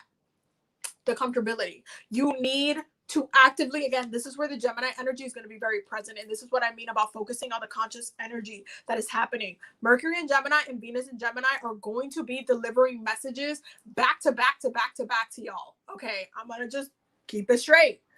You pay attention to how the next couple of weeks, even building up into Gemini season, how your consciousness, how the messages, how your meditations are going. When you're asking for assistance, when you're asking for a download, when you're asking spirit, hey, can you give me guidance in this? Pay very close attention to what is being shown. It might not fully make sense right off the bat, but you have to piece it together and you have to sort it out into two different areas. Is this a bloodline problem? Is this a soul problem? Do I need to look at myself for this? Do I need to look at my transits? What's coming up for me for the next upcoming months? What do I need to look at? What do I need to actually focus on? Maybe I should literally pause on trying to focus on love, do some healing for myself, and then I see that in my chart, I'm supposed to be working on my communication. So let me maybe work on my communication skills. Let me work and build up my consciousness. Let me work on my relationship with spirit, my relationship with my ancestors, with my family members, with my friends. Let me make sure that I have a good and healthy relationship there first. Why? Because a lot of the time, the preparation that you go to is a preparation to you meeting that person, to you getting that promotion. Like you need to go through this before you can get that. It's a give and take. There is a balance there. And sometimes you need to go up to your ancestors and be like, y'all, who started this shit? Who broke the vase? Where? Why did this begin? Who was the one? This is a holding each other accountable energetically within our ancestors and then actively healing that. Because the thing about that you need to understand about bloodline work, ancestor work, and actively working with some of those issues that have been deeply embedded is that you have to heal that. It's not enough to just go up there and be like shitting on them, like, yo, why you did this? Why you, yo, blah, blah, blah. You also have to heal that. Like, there has to be a reaction to what is being, like, kicked apart, okay? If you're kicking up dirt up in your ancestor meditation and you're just actively like, boo, boo, boo, boo, I'm just gonna like tell my ancestor off because they were, I don't know, because they were a woman beater in the past, and now you're the female bloodline within the family members that are alive today go through a lot of like physical abuse with their partners. Like maybe you want to go tell them to fuck off and tell them that they're the worst of the worst and all of that kind of shit. It's still gonna stay there until you heal it. It ain't going anywhere until you heal it. Yelling at them out of anger, wanting to literally tell them off, wanting to tell them, it's still deeply embedded in your bloodline. You're carrying that shit. You're still carrying that shit. So how can we be more productive about the information that we're receiving? What can we do to put our information, the downloads, the messages, what is coming into our consciousness when we discover, hey, it was this ancestor who started this bullshit because they had their own problems with their parents, within issues that happened within their own soul. Because that's the thing, the soul affects the bloodline. Okay, the soul affects the bloodline. You are constantly adding and writing into your bloodline, and this is what I'm saying. Affirmations matter. The things you say, the things you speak, the things you listen to, the things you co-sign. Okay, the things you'll be ashamed without knowing. Add to your bloodline. You are constantly writing new things to your bloodline. And that is a straight, it can just be a whole nother level of fuckery when you're doing that. Because you actively could be that ancestor that later on, your future great nieces and nephews have to then be like, yo, pero Titi, why? Why did you do this? Why did you talk so much shit about yourself? Why did you like not love yourself? Like, what was the issue? Why do you have so much self-love problems? Why did you do this? And what do you think they're gonna have to do? Do you think they're gonna yell at you? What is yelling at you gonna do? What is it gonna fix? Like, I think at most you can get it out of your system, right? You can get the pain, you can get the frustration out of your system. And on your part, you can feel like lighter for even cursing them out and saying it. But how does that change their circumstance, their situation?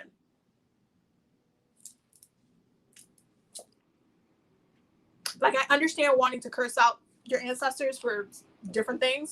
Goodness knows, we collectively, I'm sure we have racist ancestors, we have abusive ancestors. Yo, there's people that have serial killers as their ancestors. Like, imagine that. That must be a whole interesting type of ancestor work to do, y'all. I don't even want to have to do that one. But there's levels. There's levels. That shit is not easy. That shit is not easy, especially when we don't agree with a mentality that was had while they were alive.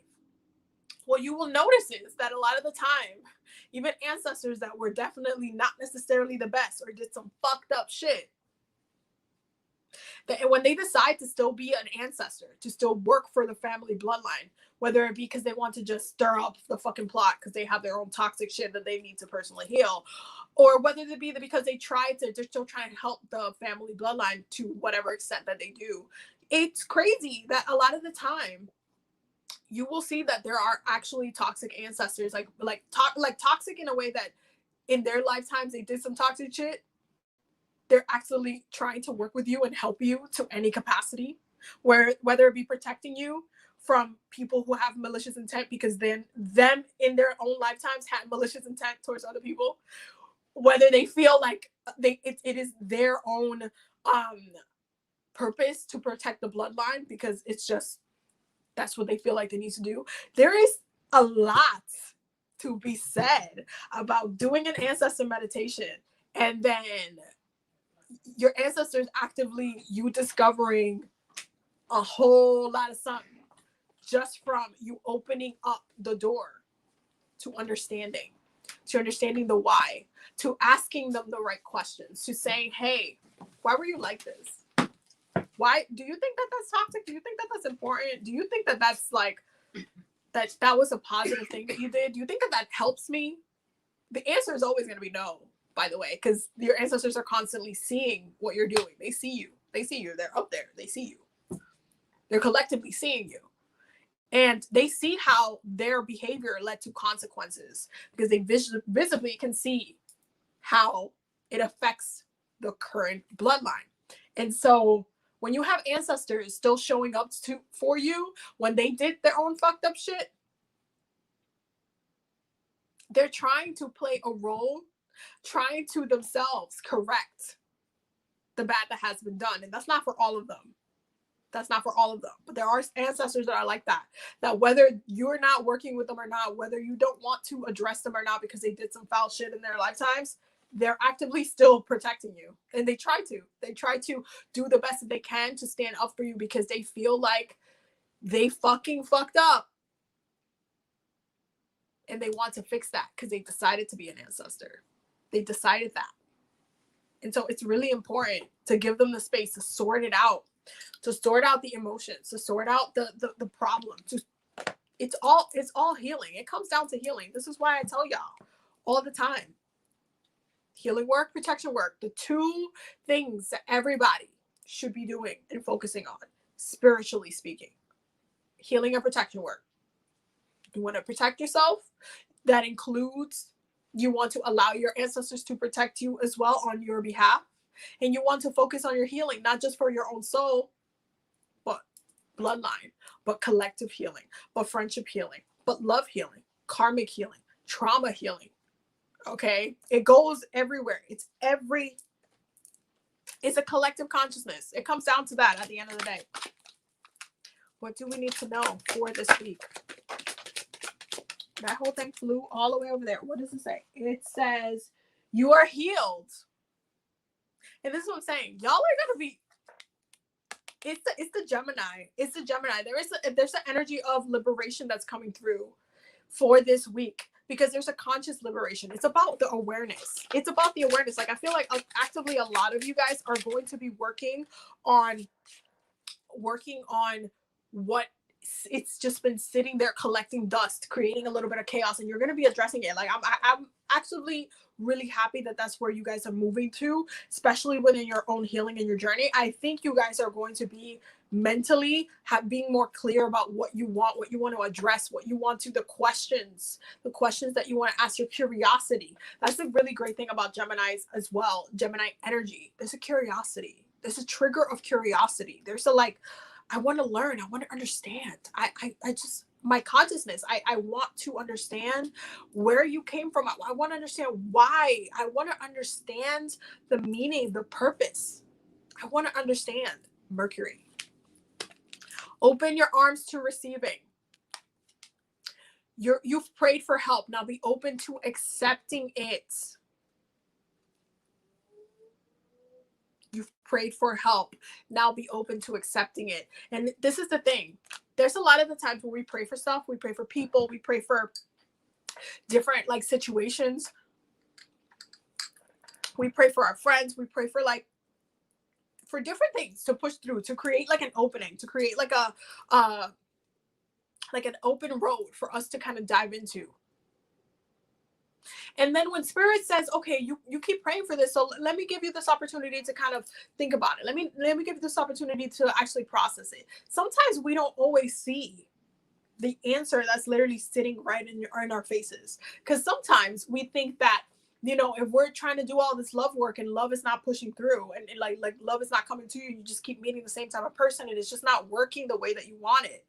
Sometimes the answer is sitting right in your face that you actively need to analyze your behavior, who you've been manifesting, what have you learned. The lesson, it always comes down to Saturn. I always say this, it always comes down to Saturn. It always comes down to understanding. It always comes down to you learning your lesson within those situations so you don't have to repeat it, because Saturn rules time. He will have you literally going in a circle, chasing your tail until you figure out that you're going in a circle and you're chasing your tail. And then he's like, oh, okay, you finally realize that? Okay, so how do you get out of the circle and go straight again? How do you do that? You stop doing what you were doing in that circle. Because you understand that going in that circle keeps you trapped in that circle. You do something new. You create an opening. Gemini energy. Road opening work. Opening the road. Opening the way for new consciousness, new understanding. Open your arms to receiving. What you need to understand about the situations you're in, you have to look at through a different perspective, a different lens. It's not necessarily the easiest thing to have to do, but the second you step into a newer perspective and looking at it through a different lens, everything changes, because then you're actually able to see things clearly. And what is that, y'all? What is that? That's Aquarian energy. Okay, when you detach in order to see. That's literally what Aquarius does. That is the Aquarian gift. Aquarius. Jupiter's in Aquarius. Saturn's in Aquarius. Uranus, which rules Aquarius, is in Taurus. If you don't think you need to detach so you can see, then you're crazy. Because that's what Uranus is asking us to do. When you're meditating, okay, which is, by the way, ruled by Aquarius and ruled by Uranus, you are detaching yourself from the physical realm so you can spiritually see and connect higher, right? So when Aquarius decides there's an issue presented in front of Aquarius, their friends are fighting, or they're trying to look at, a different situation, there's a law that's about to be passed, whatever it is, Aquarius says, okay, let me look at how this benefits everybody. How does this affect this group? How does this affect that group? How is this friend, saying what they're saying, and how is that affecting and impacting this person over here? Where does the issue actually lie? I need to detach myself from the situation, not necessarily pick a side, but look at what's happening, so then you can see what the truth is. Aquarius, higher conscious minds. That's using your brain. Okay, that's using your brain, your mind, your consciousness to see what is in front of you. Because it's almost like you've been staring at a painting for a really long time and you keep looking at it the same way. When if somebody comes in next to you and they're like, this is how I see this painting, and then you're just like, how did you see it? And then when you look back at the painting, you're like, oh shit, you're right, I see that too now. All of a sudden, when you get into that different perspective, everything looks differently. The same situation looks entirely different, just because you allowed yourself to see in a different perspective. And a lot of y'all, that's exactly what you need to do with the open your heart to receiving. It's not going to look the same for everybody else. It's just not going to look the same. It's just not going to look at the same. You can keep trying to force it, and you're like, no, but I want to get it like this. This is the way. It's not going to look the same. You need to be open. You need to be open to receiving. You need to be open to be illuminated. You need to be open to the understanding of the chaos that has been created in your life. You need to be open to understanding. There's no room for stubbornness. And it's going to be hard a little bit with that Taurus energy, because I told you, Taurus energy is comfortable. It's comfortable doing what it does all the time, even if it's not necessarily like the funnest thing or, like the easiest thing to deal with. It's still comfortable. It's still comfortable within that energy. It's been sitting in that energy for a long time. Earth energy. You could have the wrong thing growing in your garden because you keep leaving it there. And so it takes up space for the things that you do want to grow in your garden. Earth energy. Some things have been planted in your garden for a long time that are still planted there, serve no benefit, but to bring like bugs and different things into your garden that are destroying other aspects of the seeds that you are planting. I'm just saying, y'all. I am just saying, y'all. I'm just saying.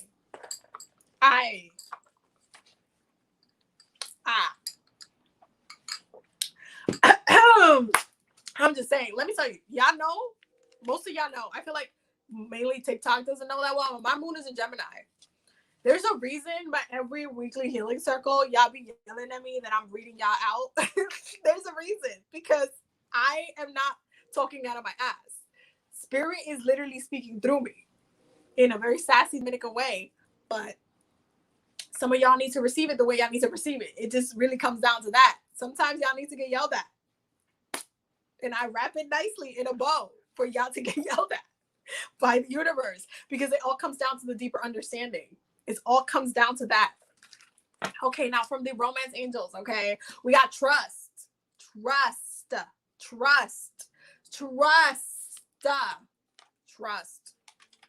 This situation is calling for you to have faith. Why is this important? Because some of y'all give up on things before you even let it have any type of fruit into your life. You give up on it too fast. You run before it even has a chance to show you its value. You need to trust. Give it a second to calibrate. Give it a second to sink in. Consciousness takes a minute to fully sink in. There are people that are born in this earth that get things very, very, very, very quickly, that are able to perceive very, very quickly. And you can see that easily in, like, think back in school in different subjects. Like, not everybody's good at every single subject. There's some people that grasp one thing and then really have a hard time with another thing. And there's nothing wrong with that. However, you have to understand that it takes time. It takes breaking things down for you to clearly understand. So you must give it a second. Trust that you are going to get it. Don't limit your perspective or limit yourself from understanding what you need to understand. If you keep dreaming the same damn thing, if Spirit keeps giving you the same recurring dream this past couple of weeks, and you're like, I don't know what I don't know, there was a bird, and there was this one friend, and then I saw my mom, and then the dream whole switched, and I was just like confused. I'm like, I don't know why I keep dreaming about this. First of all, trust that you are getting information. Trust that there are messages hidden in your dreams. Listen, and I said this today on TikTok, okay? I say this to all of y'all all the time. Pisces rules dreams. Pisces is the sign that rules illusions. Lies, okay? Lies. Illusions are lies. Illusions are the truth hidden in a different thing, hidden in a different painted cake box, okay? It is the cake, the actual cake part inside of all, like, inside of the frosting. It is a thing hidden in the thing. The truth is hidden within the illusion. Within your dreams, there are hidden truths that you need to look deeper into. So it's about looking at the messages, looking at the bird. Where have you seen that bird before? Does it remind you of something? Do you think about someone when you think about that bird or think about that person? What have you been thinking about them lately? What has their energy been like? Have they been acting weird? All of these questions that I'm asking you, Gemini shit. That's that Gemini shit, because we ask questions. It's the curiosity. Is the looking for the answer. Is the, wait, I need to know what something's happened. Something, I need to know more about this. My consciousness needs to come to and calibrate into an understanding so I can understand why this keeps happening. Trust. Because Spirit doesn't get up from their, from bed to just not, to do stuff and send you messages, send you downloads for absolutely no reason. You're just not looking for the right answers. You're not diving in deeper into what it is that you need to know. Trust. Reconciliation. Okay? This is also that Gemini shit, because Geminis do this a lot. Someone from your past is returning to your life. This is why Mercury retrograde be looking the way it does, because that's literally one of the things that you need to understand about, especially when Venus is in Gemini. Gemini really loves and enjoys a plethora of different people. It enjoys the company of many. It has a ton of, like, every single Gemini I know has like 1 million friends. Okay, they do this because that's really how they like to live. They love to connect. They love to experience. They love to learn about different things, have conversations, dive into different topics. And so the people that you might have, not connected with in the past couple of months, we still in a pandemic, there's still a lot of stuff going on. There's going to be a little bit of a reconciliation. You're going to see people coming through and having a presence in your life during this time, because it's definitely, they need to be a presence within this time. Pay attention to who is coming, walking, salsaing their way into your life right now. Not necessarily, it doesn't have to be in a romantic way. I'm just mean even within your friend circle. Pay attention to that, because there's a reason, there's a purpose of why they're even coming through at this particular time. There's a reason. Okay? This shit is that Jupiter and Aquarius energy.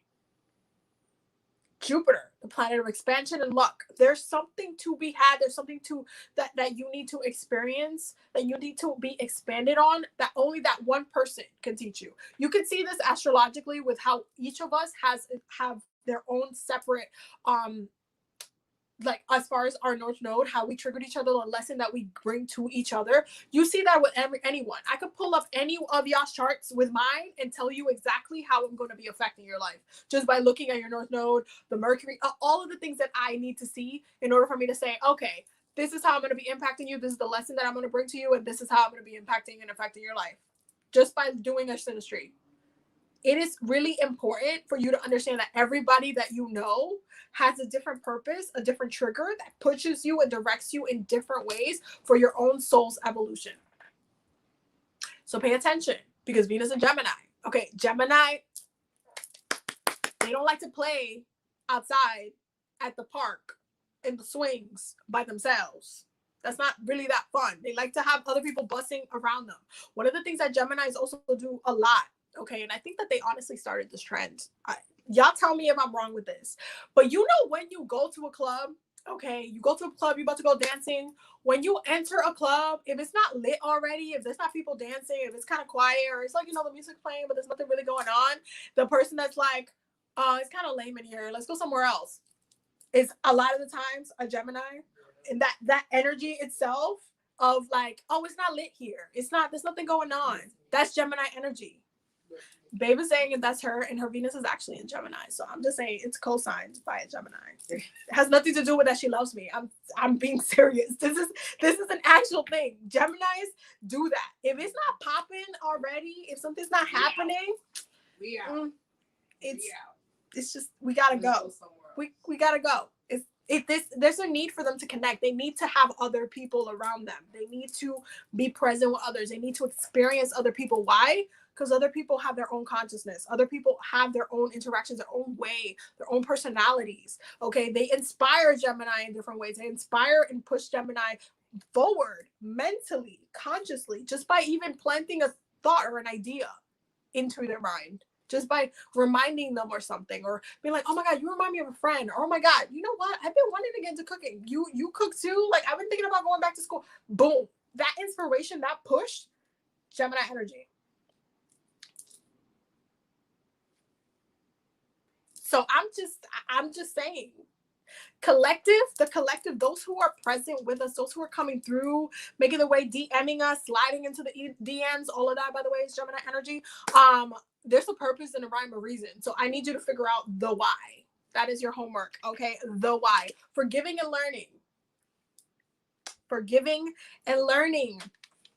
This definitely speaks to some of your ancestors, by the way. As you release and heal the past, you experience more love in your present moments. I cannot overstate this enough, how important this is. This is one of the hardest things that for some reason the spiritual community has a really hard time processing.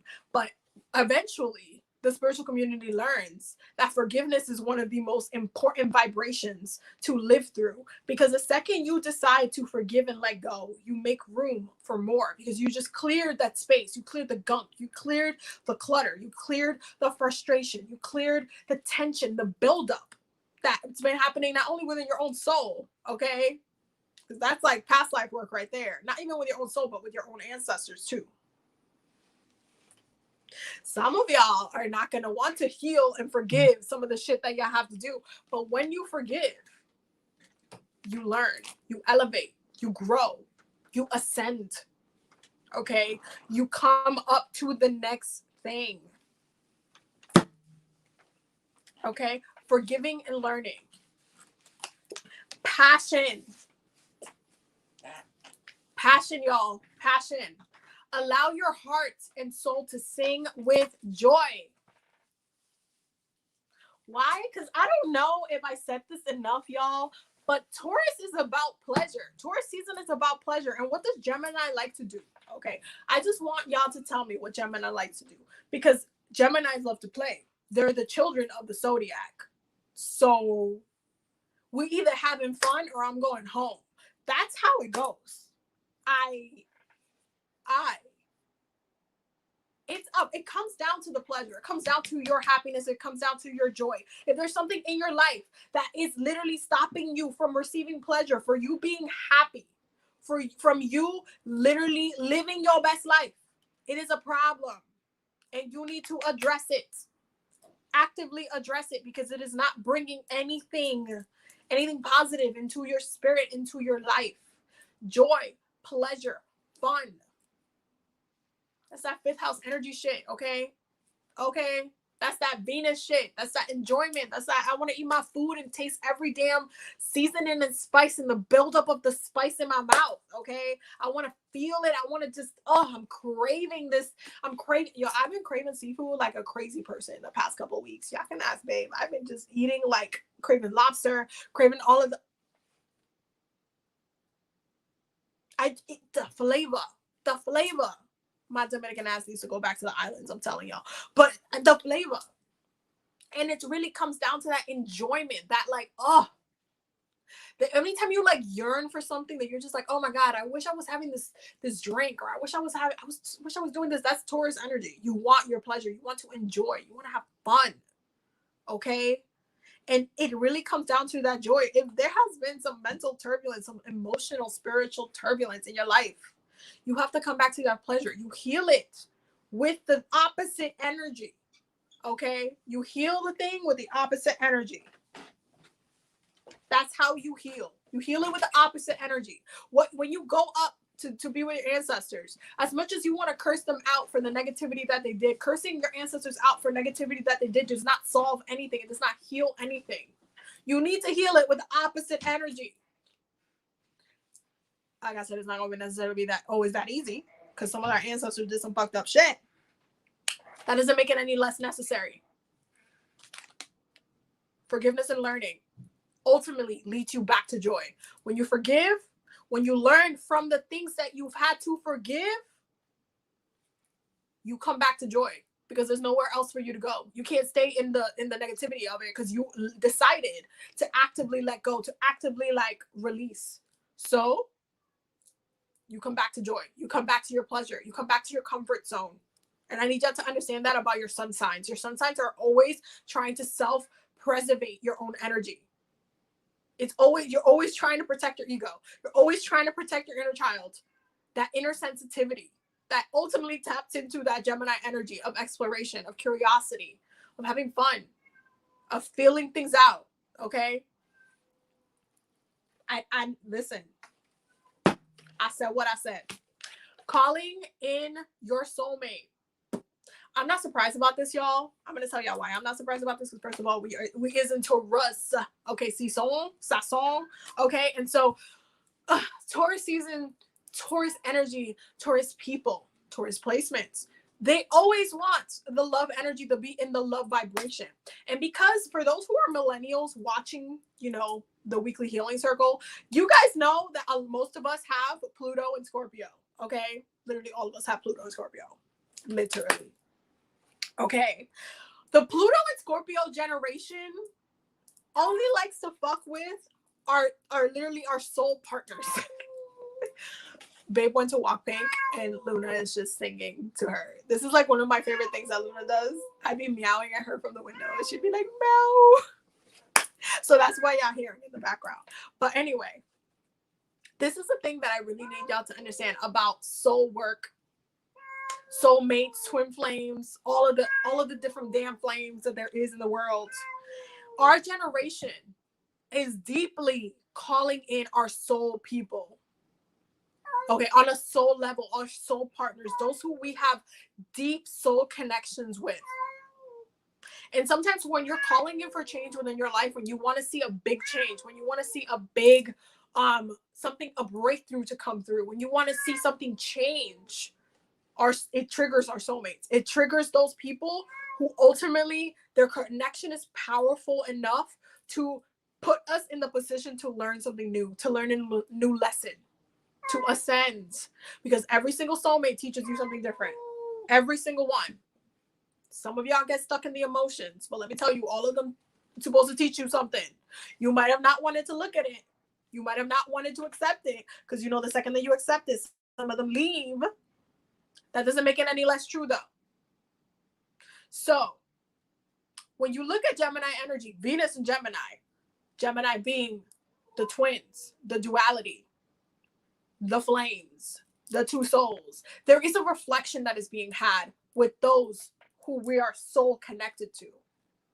And this is when we're getting a lot of this calling in your soulmate energy, because Gemini understands that their true people bring them change. It brings them a new understanding, a new perspective, a new experience. They're true people. They're soul people. When you're friends with a Gemini, you literally have a friend for life, not an acquaintance. Okay, not an acquaintance. Because Geminis, when they do acquaintance, you just see them here and there, and hurutanga when they want to, say hi and be there, whatever. When you bump into them, but when you actually have a Gemini friend, you have a friend for life, because Geminis literally hold that mirror to others in that particular way. They're able to really hold the mirror and say, hey, let's talk about this. Talk to me about this issue. Why are you feeling this way? It's all a reflection of your own consciousness. And they hold that literally therapeutic energy where you need to reflect on the people, the situation itself, and what you're going through. And this is why we're getting all the soulmate energy, because Gemini needs their people. They need to call in deeper connections and deeper understanding. And this is what's happening right now. You're going to see a lot of different people coming through within the next couple of weeks. Okay, you're going to be seeing a lot of different things coming through. If you've been praying for a soulmate or anything like that to come through into your life, you're going to be seeing that come into your life. And because Gemini energy is very quick, it is the fastest moving air sign. Don't tell Libra I said that, but it is the fastest moving air sign because it rules communication, and communication travels faster than partnerships does. So Gemini is the fastest moving air sign. Because it moves so fast, you're going to be seeing them come in very, very quickly. You're going to be seeing and making connections very, very quickly. And then you're going to be like, oh shit, you're so dope. Oh my God. What? Can we hang out? Can we talk? Can we do something? Oh my God, I love hanging out with you. You're always like making me think about different things. You're always making me think about, and just, I don't know. Like I went on a whole mental like thing after we spoke the last time. That was just like really cool. Like, thank you for like who you are. Gemini energy. Gemini energy. Gemini energy. What do we need to know collectively? What do we need to know collectively? What's going on for this week? Okay. Y'all. So the first one, Our Lady of the Hermits, I transform pain and suffering into greater capacity to love. I transform pain and suffering.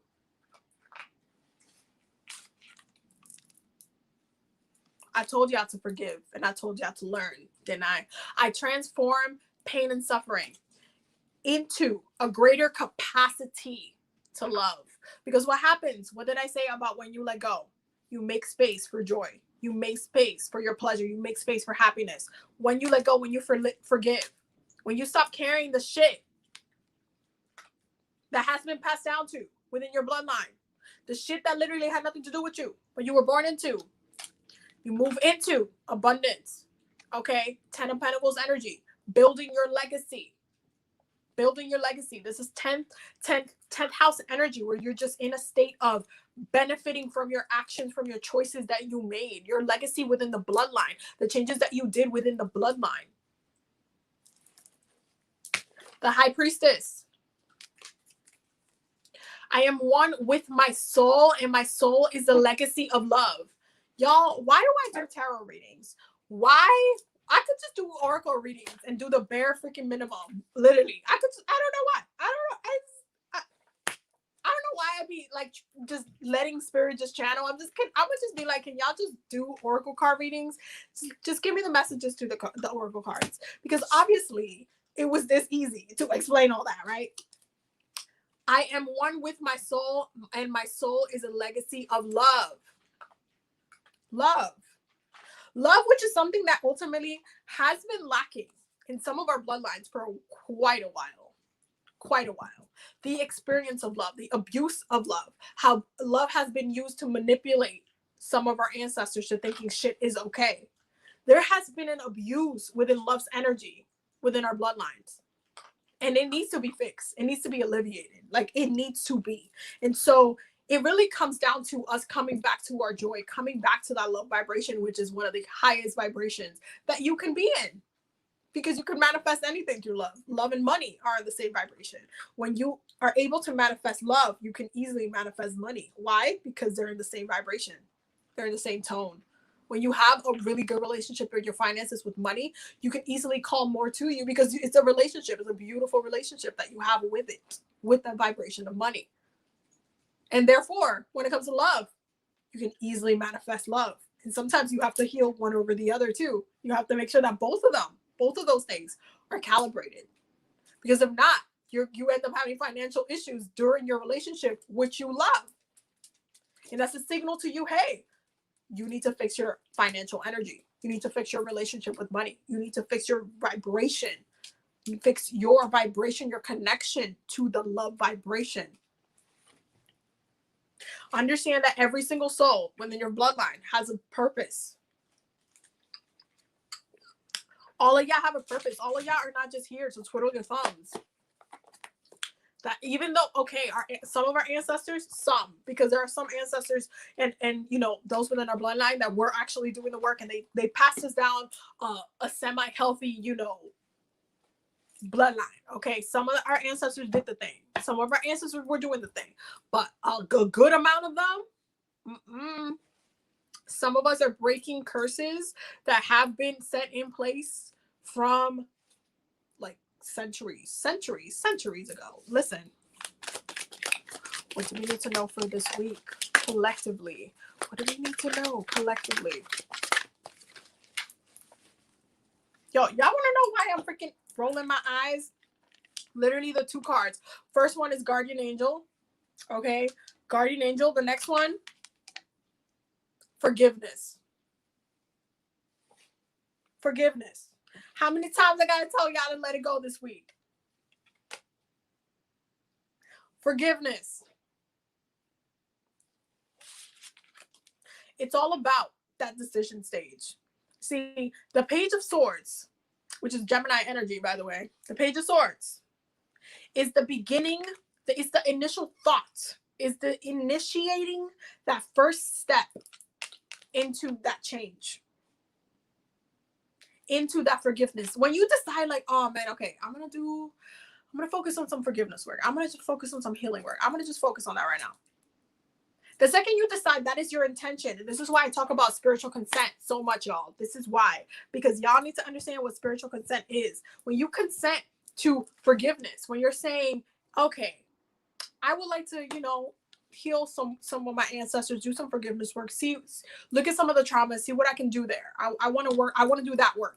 That is the tone that you set for that meditation, for that situation, for that ritual. Okay, that's the tone that you set. You just set the tone. You're letting them know, I am coming in here to talk about X, Y, Z, and B. It's the same thing as when you go visit family, like when there's a holiday, when there's a whatever, you're bringing X, Y, Z, and B, or you're bringing, or you're having a barbecue and you're bringing, you know, ribs because you're going to eat it at the barbecue. There's a purpose to that meeting.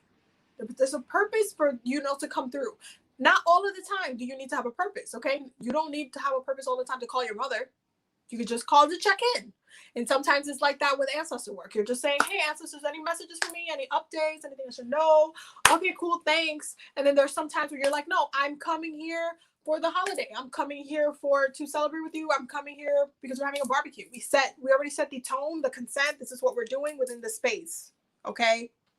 When you are doing ancestor work, you need to understand that the tone that you are setting before you head in there is the consent that you're giving to them. If you say, oh my God, and I've been meaning to make a video about this for a minute, especially on TikTok, because it's a hot mess over there. But when you say, oh my God, oh, I'm going to do an ancestor meditation, but it's going to be a hot mess because some of my ancestors are mad at the other ancestors. They're going to be fighting and they're going to be doing all that shit. Oh my God. Okay. But I have to do some ancestor work. So let me go do that.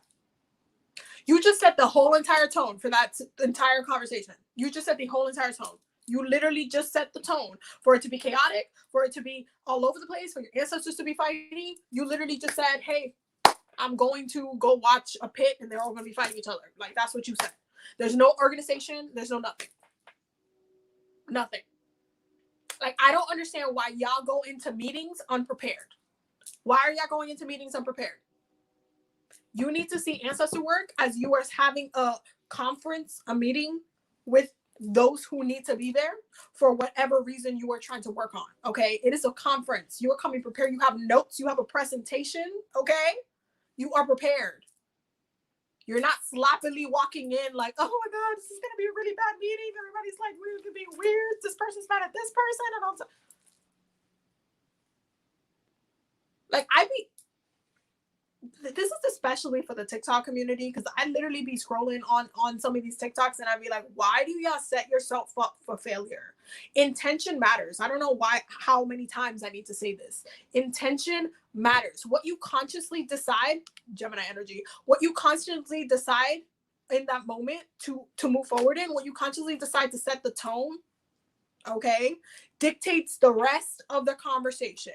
If you text somebody and you're like, hey, I was wondering if we could talk about, I just needed to talk to you about something.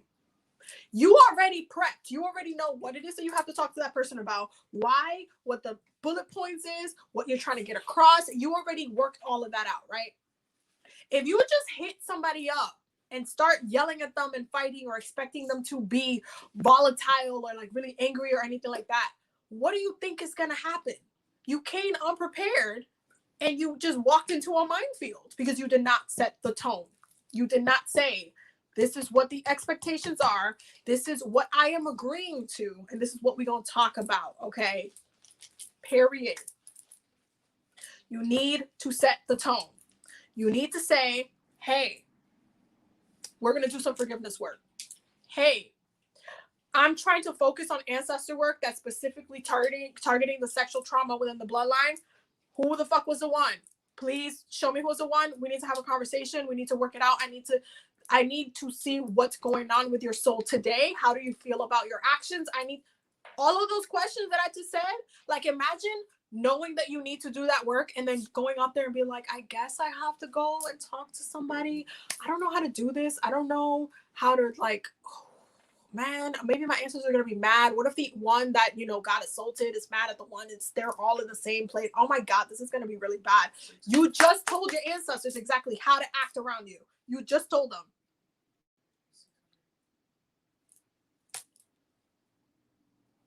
I need y'all to be clear. I need you to be concise. You are the CEO of your company, okay? You are the representation. You are the brand owner of your company, of who you are. Therefore, you must dictate what you will and will not tolerate. And some of y'all really need to like hone it down. Like, this is not how you're going to talk to me. This is not how you are, what we're doing today. We are focusing on this. There will be another time and place to discuss X, Y, C, and B, and we will address it promptly. You are the one that is in control. Understand, even when it comes to working with deities, working with spirit, it is a relationship. And I've said this before. You work with them, it is a relationship. It is a relationship. You are actively working with spirit. If you don't reach out to them, if you say, I don't want to work with you, whomever you are, I don't want to work with you, Archangel Michael, I don't want to work with you, they're not going to step in and work with you or do stuff for you because you told them no. You said no. Spiritual consent. Okay, you said no. You set the tone for what you will and will not tolerate. And so it is being followed by that. There are only some spirits that will over, try to force their way through. And y'all can go ahead and guess which spirits those are, because obviously some of those spirits are very obvious in that way. But even when it comes to specific religions and specific practices, okay, and you see this in different religions, especially within the Caribbean. When possessions are had, you're giving consent to that. When you go to those parties, when you get initiated, when you go through this process, you are actively giving consent to spirit to do that, to work with you in that way. So you can't be like, oh, I'm surprised I didn't know. You know what you signed up for. This is not, oh, I'm going to skip over the privacy, like the agreement, the terms of service that I need to check off. No, you got to read that shit. You need to know what the hell you're signing up for. You need to write your own terms of service when you are connecting with spirit, when you're working with spirit. This is what I will and will not do. This is what I will and will not work with. This is what I'm trying to do. This is where I'm putting my energy. Okay. This is what I'm trying to work on. I need y'all to go in confidently, because some of y'all, Y'all trying to make yourselves weak when you're like you're meant to be the strong. You are meant to be the person that it all affects at the end of the day.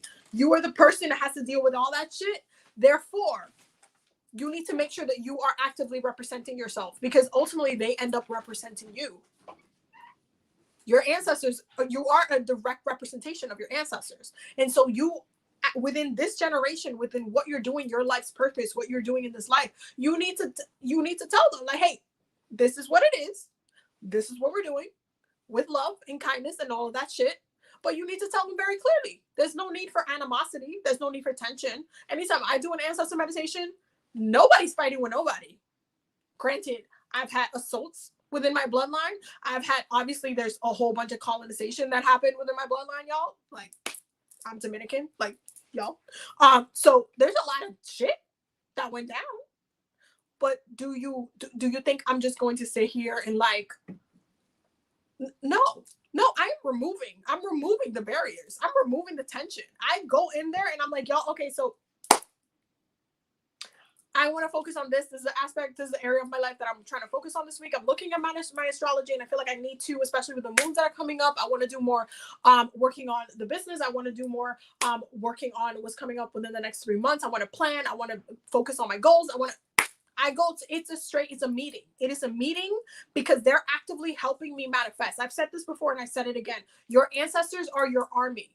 They are your army. Your Egun, your ancestors are actively protecting you. They're the first line of defense. Therefore, your army helps you move into the next stage because they're actively protecting anything that's trying to derail you from getting there, from attacking you in the process. And so the army needs to know what my plan is, where my intentions lie. The army needs to know, hey, I'm on this day, at this part of the week, at this month, in the next upcoming month, I'm going to be in June. I'm going to be in Puerto Rico.